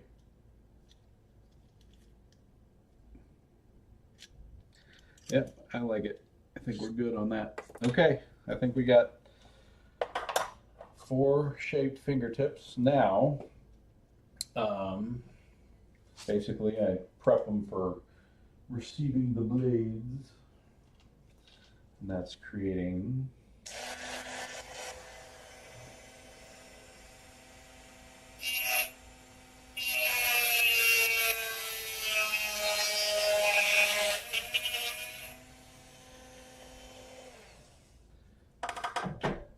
since this one, let's see, where is my blade tester?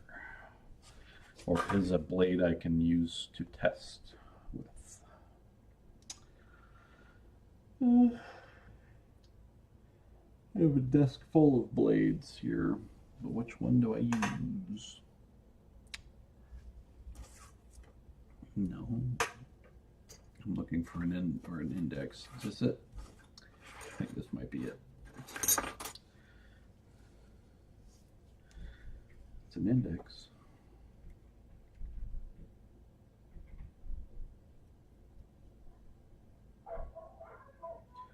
I'm about to get a message. Dogs need to go out.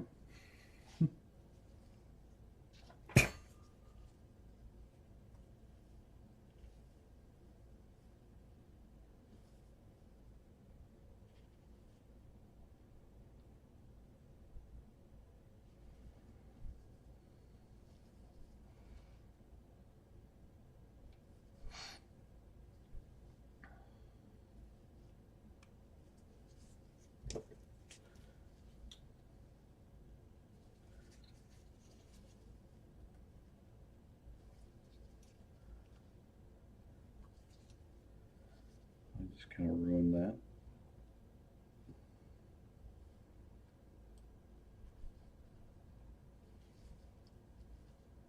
There. Kind of threw something out of alignment. It's like, wait a minute.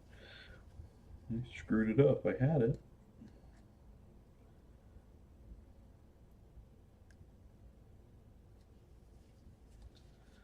All right. This is where this one can get interesting.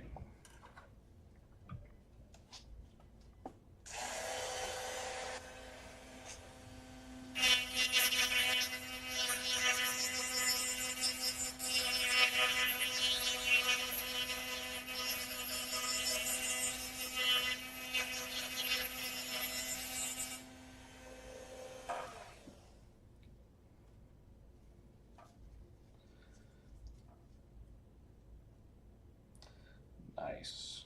I like that. Okay, other side.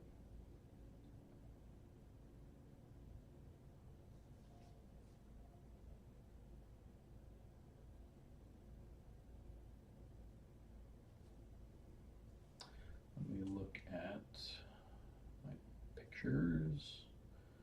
Even though I've seen them a million times, I still, because, you know, memory can get foggy. It's like, go back to the source. Make sure you're looking at it right.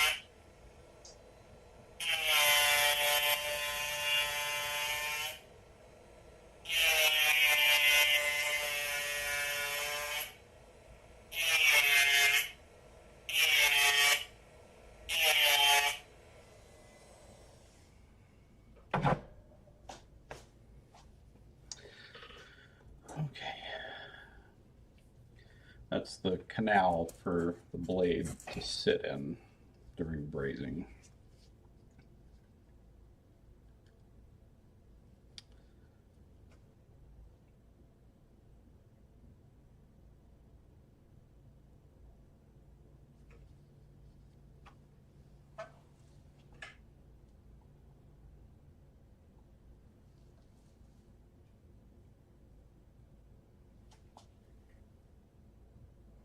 So now they have the blade in there. Now it's time to see if everything looks right. Which I think I'm gonna have to tweak just a couple of things. The shape is right, or I'm satisfied with the shape. But now I think I have to soften that just a bit. Gotta be careful here.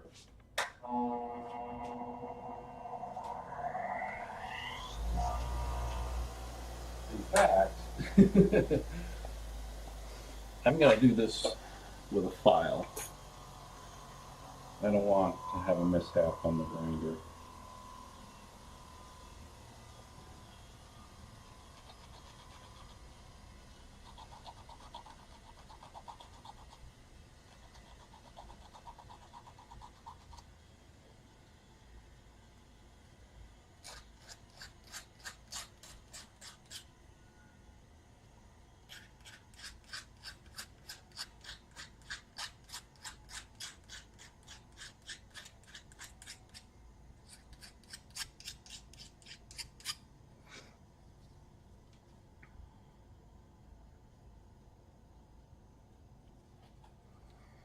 The index fingertip is a very shape-shifting piece. It's like it seems to change shapes depending on the angle. I mean, anything really is, but the index finger is just bizarre. It's like, really? It's like I look back at some of my photos, I'm like, why does it look like that? And then I look at it from a different angle, and it's like, that looks like a totally different finger. It's like, why does it look so different depending on certain angles? It's weird. I remember seeing it in person, I was like, huh, so that's how it is. Excuse me. I don't think I fixed what I'm seeing here.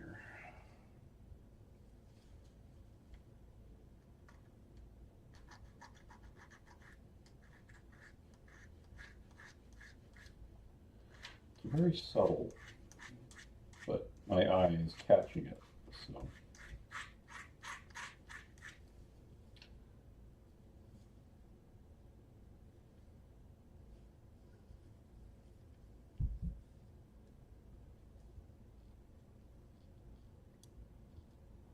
Or should I say it's catching my eye? I think that's better.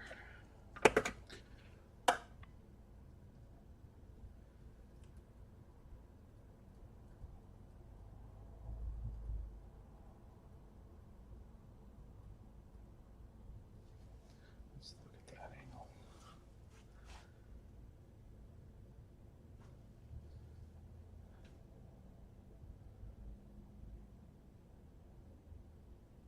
That looks pretty good. Okay, now this needs to be softened. This point right here. This is the fingertip that I worked the hardest on because it's like it was so hard to figure out.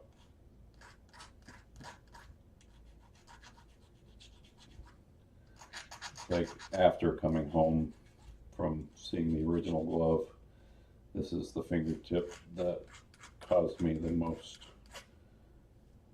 distress.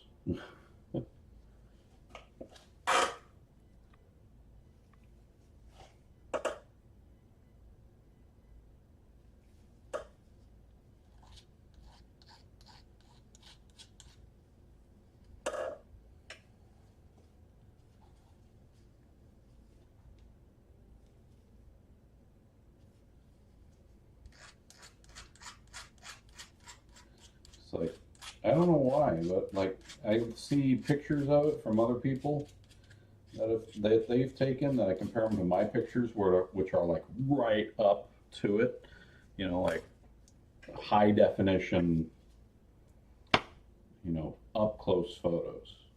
Like, and it's so I know my photos are the best, and I look at my photos, but then I look at other people's photos, and I'm like, why does it look different?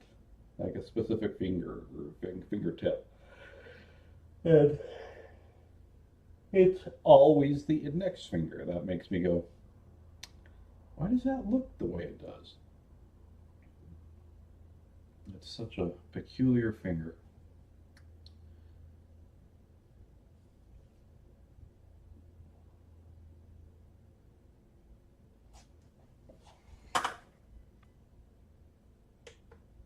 Yeah. I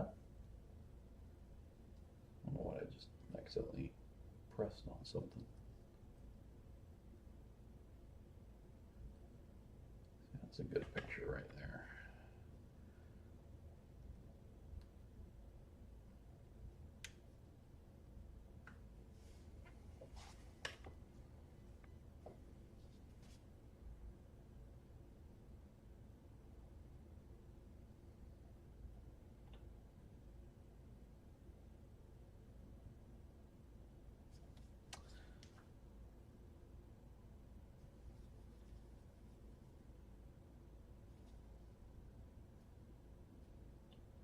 Alrighty then. I think we're good to go on it. Oh man, is that right? That feels really skinny. I gotta see. I might have it slightly sized incorrectly, which I do. Or do I? Just remember that my fingers didn't fit like very comfortably inside the original glove. It's like it more sat on top of my fingers and not so much my fingers sitting inside the stall. It's like, just because it's like the pieces are quite skinny. You know, my fingers are a little fat, you know, and so I'm sure that if I had worn the original glove, it would have been tight on me. So.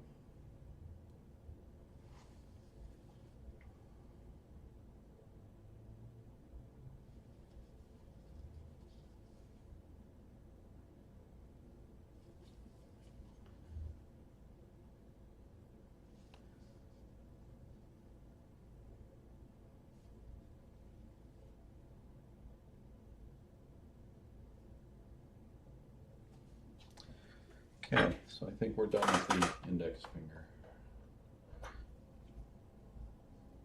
I'm going to widen it just a tad. Okay. Let's see, does it feel? Ah, there we go. It just felt too tight around my knuckle. It's like, I don't think it's supposed to feel that tight. So, alrighty.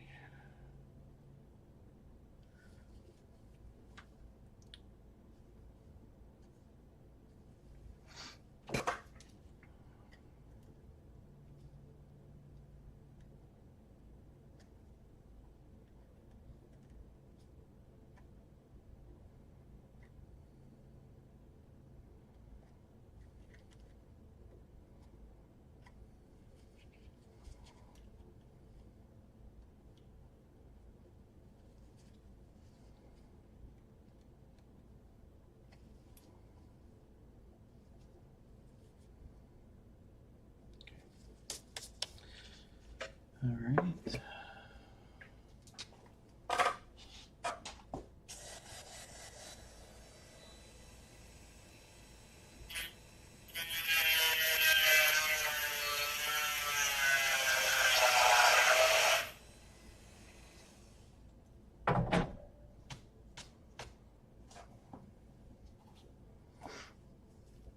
Normally I have it set to higher RPMs than that, but oh well. It worked. I just had to push harder.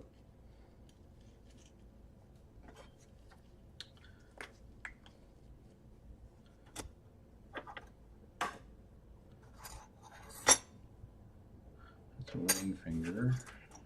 This is middle. There we go.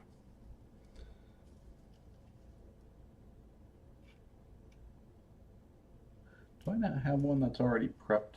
I know I've got one laying around here somewhere. When I say prepped, it doesn't have all the burring on it and stuff. Is it this one? I think it might be this one. Come here, I can grab it with my gloves on. Yeah, that's, well, it's more prepped than this one is. This one at least has been deburred. This one I just have to remove this little tab.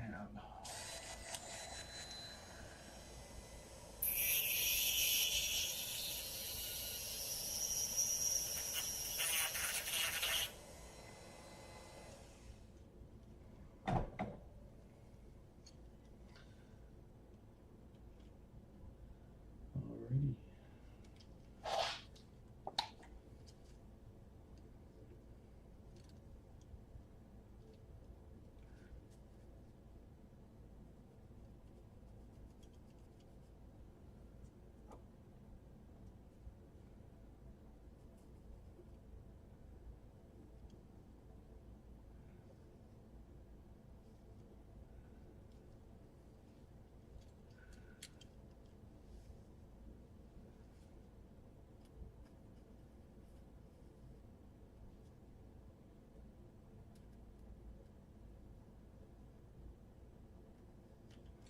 Now this is the part of glove building I really don't mind. It's like I kind of do enjoy this process. It's mostly the shaping of the parts. Like if I could just get the parts like done, I like the assembly part. You know, like raising the blades and stuff like that. But shaping the pieces, I don't know. It's just, that's the part that's gotten really tedious for me. And the part I'm just like, no, I don't want it.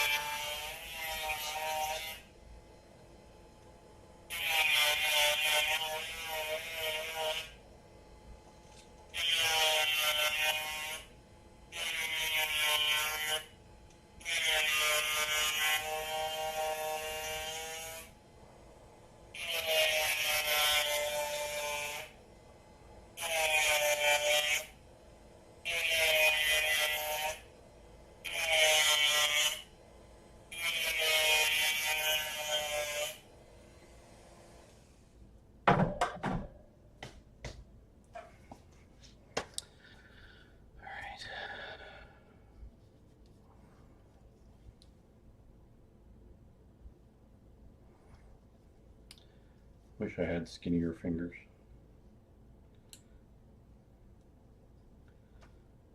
Okay. I like that. That's a good looking fingertip. That's really good.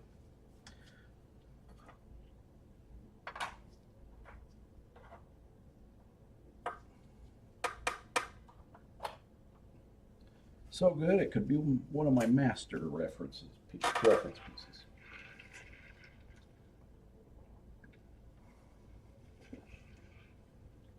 Yeah, the thing with template gloves is, you know, I build them to scale. You know, it was built to fit Robert's skinny hand when in 1984. I mean, he was a beanpole skinny guy. And he had small hands. I mean, Robert does have small hands. And, you know, so anyway, my hands are larger. They're fatter. I've got, you know, thicker fingers. You know, I'm slightly taller than Robert, but, you know, just my hands are bigger than his. And so when I build a template glove and I put it on, you know, it feels tight on me, you know. And that's, unfortunately, if somebody buys a template glove and they're like, it's tight on my hand, it's like, it's a template glove. It's built for Robert's hand. And And oh, I don't know if I heard the date. He's getting it on Halloween, is when he's getting his star on the Hollywood Walk of Fame. Long overdue, by the way. But I know the actors have to pay for it themselves. So maybe, given Robert's age, maybe he's, thinking of, it's like, man, I'm seeing the writing on the wall. I got by far fewer years ahead of me than behind me. It's just like, I gotta get it done, and he so deserves it. He's one of the most deserving in the horror genre by far. And so,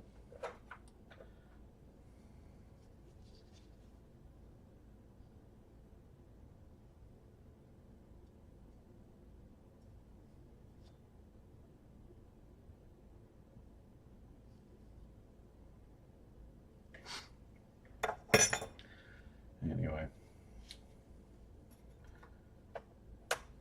But it is weird that, the actors have to pay for it themselves. I don't know how much it costs, but yeah, they have to buy it. So, I feel a sneeze coming.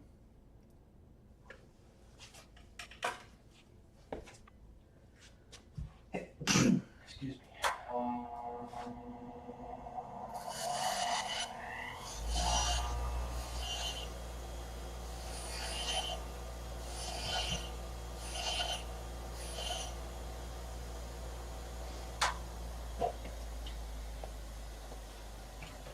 Thank you.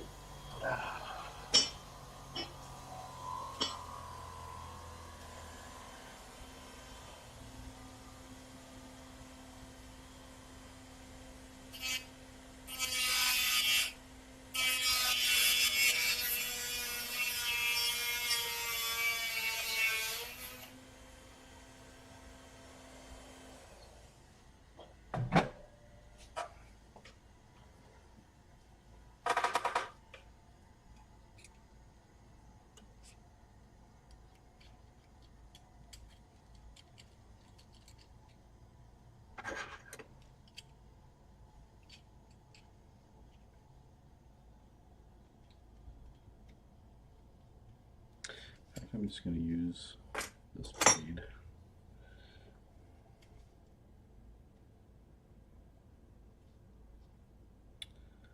That does fine. I don't know. I don't know if he is. I mean, I haven't heard of anything, but he said just doing Freddy versus Jason was hard. And that was how many years ago now? Let alone, I mean, I know there's a way to do stunt work, but I haven't heard him say anything about doing another one. I have heard him say he's not doing another one.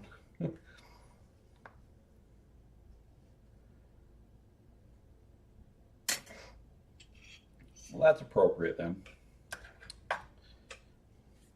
Good for him. He's a great guy.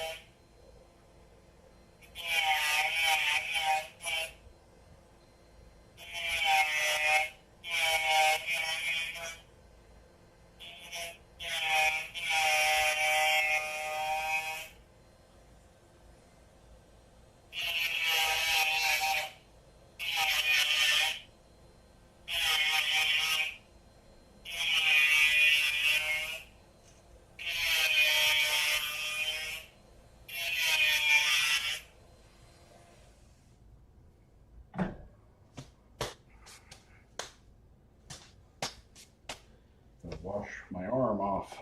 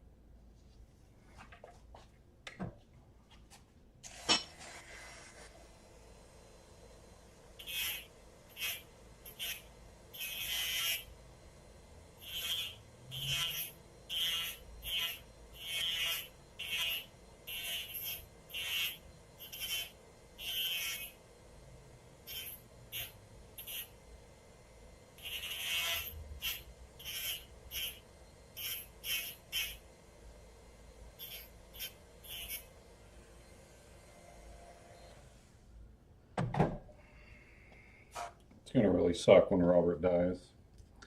And we all know it's going to happen, you know, unless we have an unfortunate circumstance. It's going to happen during our lifetime. I mean, I don't know how old you are, but I suspect that you're not like upwards to in Robert's age.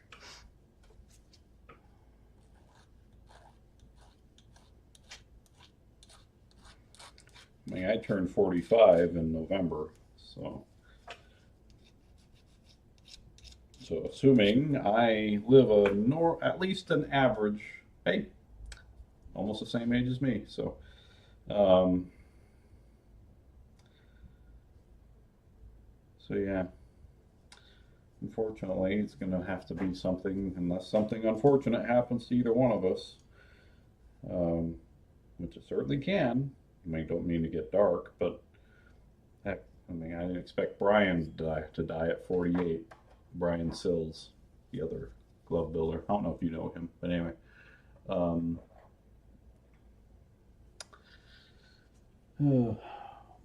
You know, any one of us can check out at any time. That's scary. And the older I get, the more vulnerable I feel to it.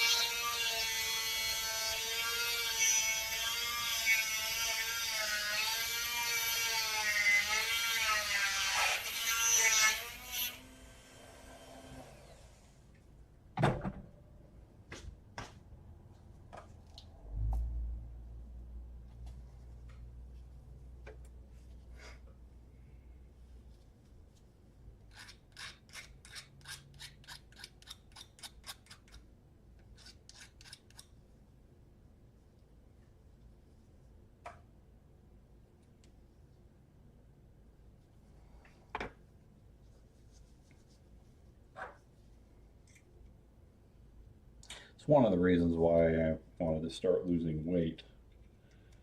Is like I need to start taking my health more seriously. And it's after how long does it take to make a blade? I don't know, maybe 20 minutes. That's beveling, like from start to finish, about 20 minutes. I timed it once. And so yeah, making a set of 4 takes me, maybe just a little over an hour is approximately.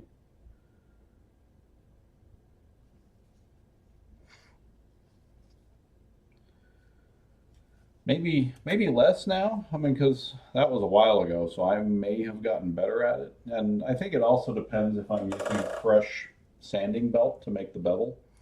I think if I have the sanding belt fresh, then that bevel forms rather quickly. But if it's pretty worn down and it takes a lot longer to get that bevel made, then yeah.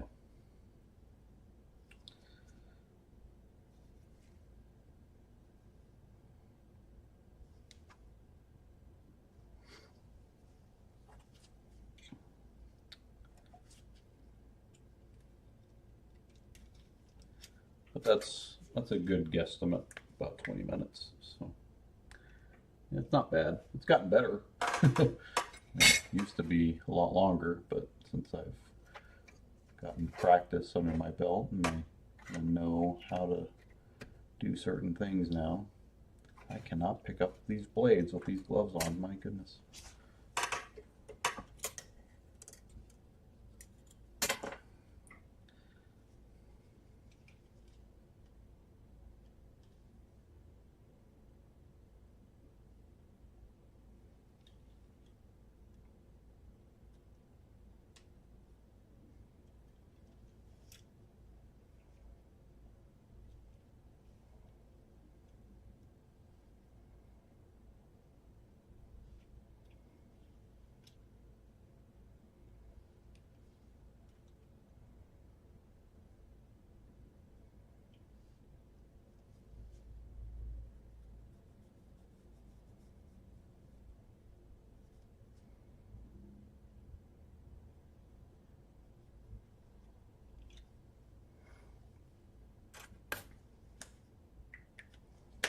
I don't think I'm gonna make any blades tonight, though. I mean, I'm almost at 2 in the morning right now. But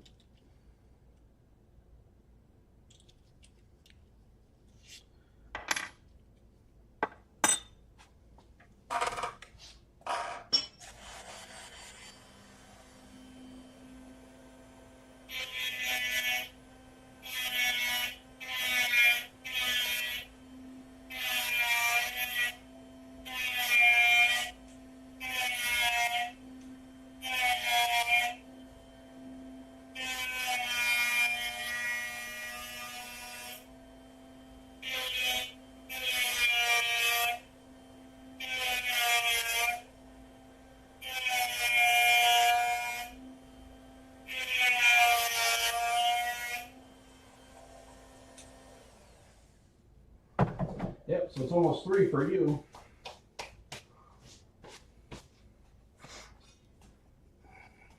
Right? You said hour ahead. Yeah. So yeah, 3.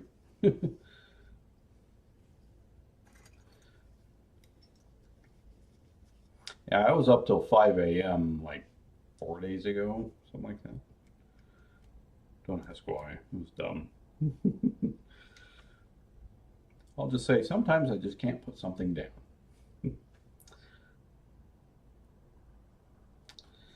All right, I think I'm at a good stopping point. So I have all the fingertips shaped. Got the tips prepped for the blades. The next step would be the blades, making the blades and then brazing. But I'm at that's a good point to call it for tonight. I don't want to start the blades right now. Take a picture for the customer. Don't want to cut off.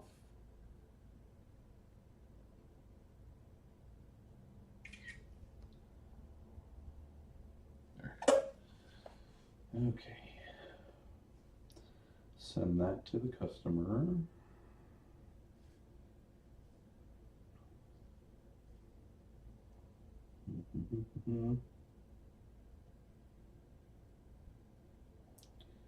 Okay. All right, kids.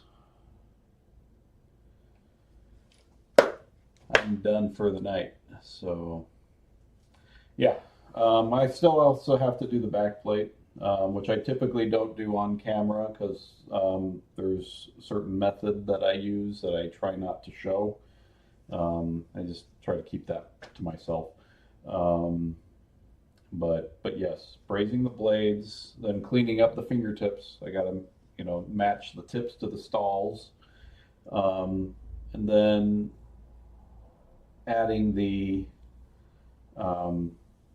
solder spills. There's a couple of spots on the fingertips and the lower stalls that need some solder spillage on the exterior. And then I usually do that after brazing, but before the ringlets. So, and then I also have to add tool markings to the pieces.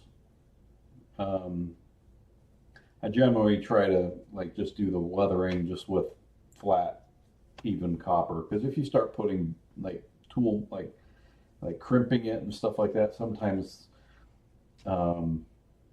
something can get wedged into the copper, and if that can affect the weathering in that area, and I just don't like that. So I like to try to do the tool markings after. Let's see. Then after that, once I get the ringlets on, I have a back plate, and it's pretty much assembly at that point. So yeah, pretty much everything left to do on the armature will be live streamed except for the back plate. And so I'll be doing the blades, I'll be doing the brazing, then cleaning everything up, doing the ringlets. So yeah. Yeah, but it's still a lot of work. I mean, just even though these are just a few steps, it's still quite a bit of work. I mean, it's probably a few hours worth. Um, Again, that's why a template glove takes me around 20 hours to make, give or take. I mean, how long have I been live streaming? 3 hours on this.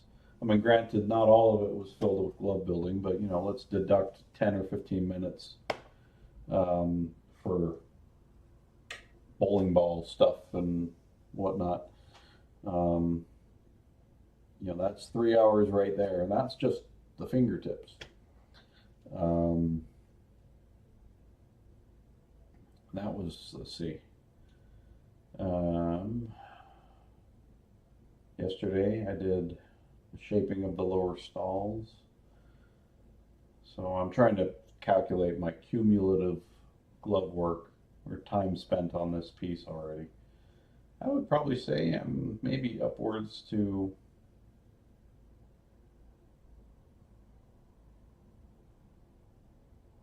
7 hours, give or take.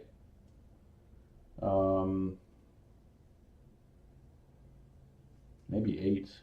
I mean, because just cutting the parts out, the lower stalls, those take a while to get cut out. So yeah, I'm probably around 7 hours, I'd say, is a conservative estimate at this point. So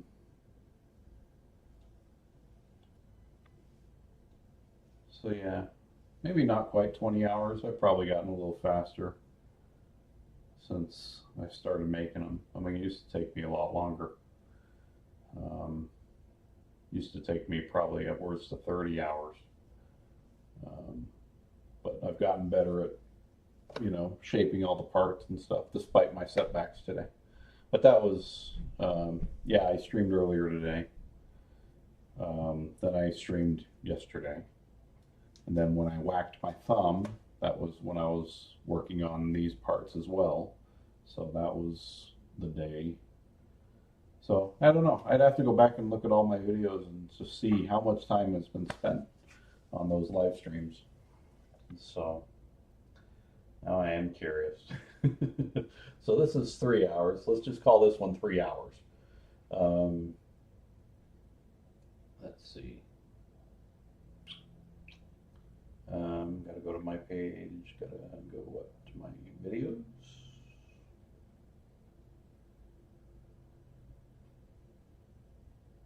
Yeah, it'll be in videos.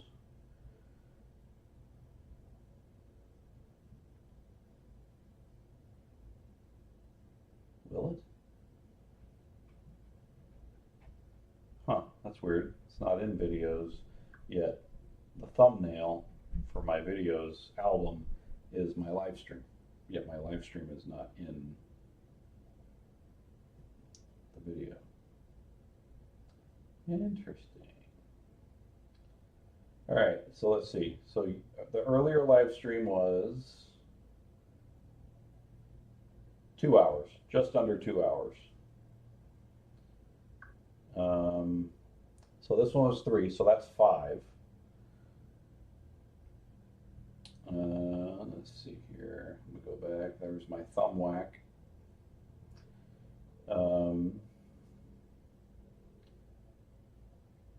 This was an hour and 50 minutes.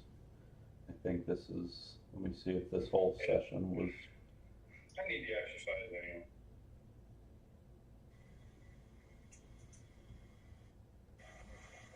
Let's see. I'm just making sure if all of this time that was spent was on this specific glove. I think it was, because this is me cutting out the lower stalls.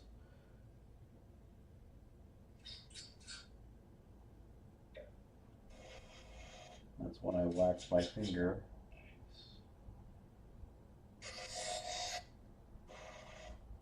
Just making sure I'm not working on a different glove.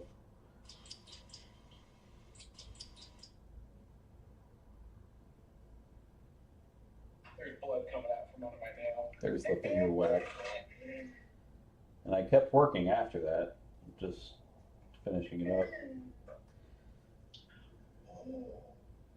That hurt. It's probably a lot of shit. It's not gory, but it's not pretty. There's a little bit of blood just seeping out from under my thumbnail. That hurt for at least a week. That hurt. I'm just a klutz. Yeah, that is these finger stalls here. So that was just under 2 hours. So yeah. Yeah, looking at the time of the earlier video from today, the first live stream today was 1 hour and 56 minutes. I mean, that one, it could have been shorter, but I had to keep redoing the weathering on that stupid index finger. But that's part of the build, you know. It's like, so, yeah, so I'd say probably at this point I'm around 7 hours in on this build. And all I have to show for it is 4 weathered lower stalls and 4 shaped fingertips ready for blade receipt. That's 7 hours. If this were a Hero glove, I'd probably have a fully completed armature at this point. An Avenger or a Hero. I mean, those are so much faster than this. But my hourly rate is higher on this glove. So, because yeah, these gloves, these template gloves take me probably in the range of probably around,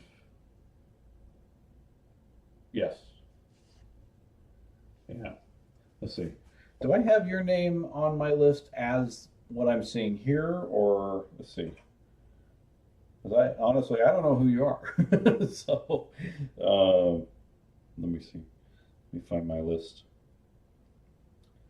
Drive, documents, glove orders, right there.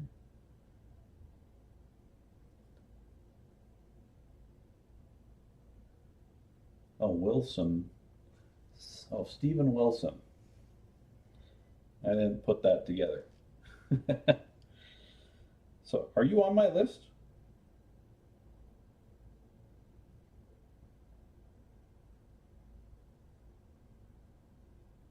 Yeah, you are. You've been on it for a while. Most people have. Yeah, you're on here. Avenger. Yes. Yeah, you want an Avenger glove. So yes, yours will be significantly faster than this. I would probably have a completed armature at this point. So, but template gloves, you've witnessed, you know, why they take so much longer, you know, the detailing that goes into the bending and the shaping of everything. And I mean, granted, you will, I promise you, you will be happy with the Avenger glove. You know, even though, I mean, a temple glove is insanely expensive. But this is why it's so much more labor intensive and detailed. The exactness of getting all the bends and the shapes right. That's just really time consuming. No, maybe somebody was more talented than me and they can easily just replicate it. You know, but for this kind of detail, it takes a lot of time, and that's why it warrants a significantly higher price. Or for one, I tried to price it that high to limit their quantity, but that didn't seem to work because I'd say at least half of the gloves on my list are template gloves. So $1,000 didn't turn people off.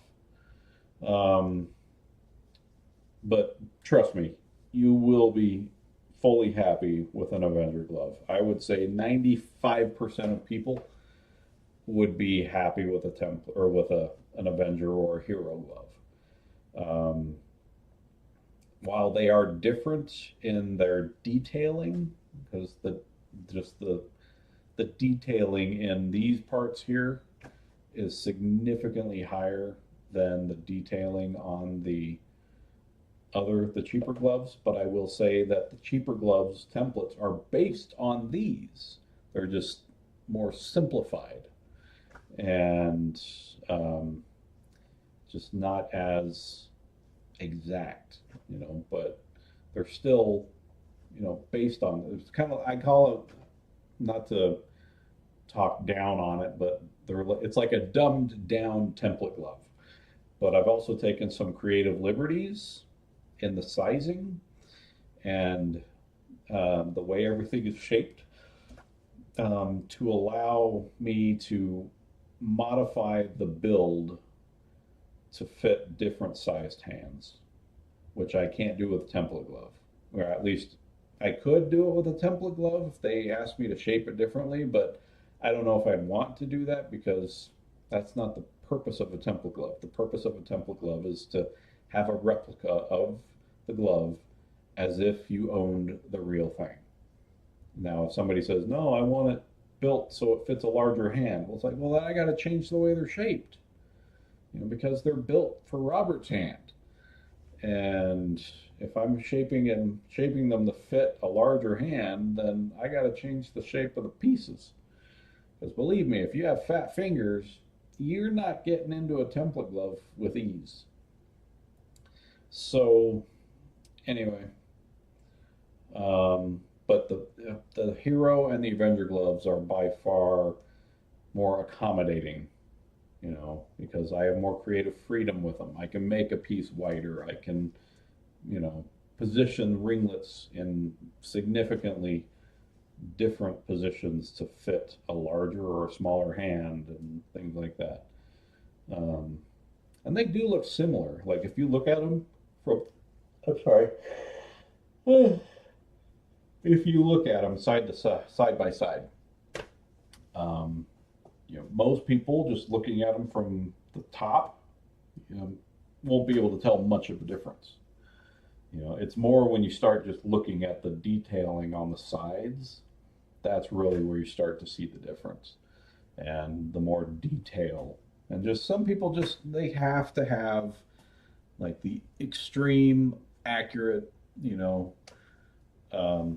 gloves, and they're willing to pay for it. It's like I'd be stupid to drop the price of a template glove if I already have that many people ordering it at that price. If anything, I should raise the price to slow down the requests, and to increase my profit margin. But I feel like $1,000 is a fair price. And honestly, I think it's a ridiculous price, but I also have to think about the amount of time that I'm investing into making it. I have to be worthwhile and be my most, lack of a better term, profitable glove. Because of how labor intensive and how much work went into it. The expense that I incurred to fly out to Mike Becker's house twice, all the hours I spent studying the original glove, not just in person at his house, but all the time I spent after when I got home. I probably spent so much more time after I got home working on refining it and, because clearly my current ones are so much better than my first ones. Even though the first ones were sold for $1,000. But it's like any artist. Obviously they're going to get better as time goes on, and however, that is not always the case. I have seen artists where it seems like they just start to get careless in their later years, and it's like, your earlier work was better. I guess you can say the same for musicians, right? But anyway, I know it's a long-winded rant, but despite you getting the cheaper version, it's still made with the same blades, still made with the same copper, the same thickness backplate, the same leather. The leather between the template and Avenger and Hero glove is all the same. I don't do anything different with the leathers. They're all the same. It's really just all in the armature. but the $1,000 price tag on the template gloves is really to, I hate to say it, compensate me for all that time and work that went into developing it. And, you know, so I have to make it worth my time, especially now that I'm older and I've got more responsibilities with my disabled wife, because she used to be more able-bodied than she is now. And so I have to do a lot more, because she used to be able to help more, but with her brain shrinking, her, I guess, coordination and mobility has been significantly more impaired than it has been in prior years. So I've taken on more responsibility in that regard, and that, you know, as I get older, I get less energy. I have less energy, less stamina, and and I also have less time to build. So that's why I say I have to have my glove work be as profitable as I possibly can have it. Um, so it's worth my time. So, but I appreciate your support. I really do. I appreciate everybody's support. I, you know, I would have quit this a long time ago if it weren't for it. And, you know, and I appreciate people um, coming to me for these things, and appreciating the work that I put into them. And I really strive to deliver a quality glove, a glove that people will enjoy and have for years to come. And, but yeah, maybe somebody more talented will come along eventually and make a better glove. I mean, I have seen one guy make a glove that I've been jealous of. From like, I don't know how you do that. You know, it's like, but he also just retired from glove building, and so he only was involved for a short period of time. But while he was in there, he was doing some killer work. He pops up now and again, but um, anyway, I got to get to bed. My dogs are probably trying not to pee on the couch because they're usually, when I go upstairs after a glove building session, usually one dog's on the back of the couch, the other's on the armrest, and just both staring at the door waiting for me to come through it. So, because I'm the one who butters their bread, I do everything for them. So that's probably what they're waiting on their night, like before bedtime dinner and their before bedtime potty break. So speaking of which, I should probably do a potty break myself. But that is too much information and a story for another day. So again, thanks for keeping me company, keeping my butt in the seat, keeping me on task. So yeah, you have yourself a good night, good morning, whenever you go to sleep. Man, my hands are sticky. But yeah, I plan to get some good sleep, and I'll be back to work tomorrow. Okay. So on that note, have a good night, and I will see you later.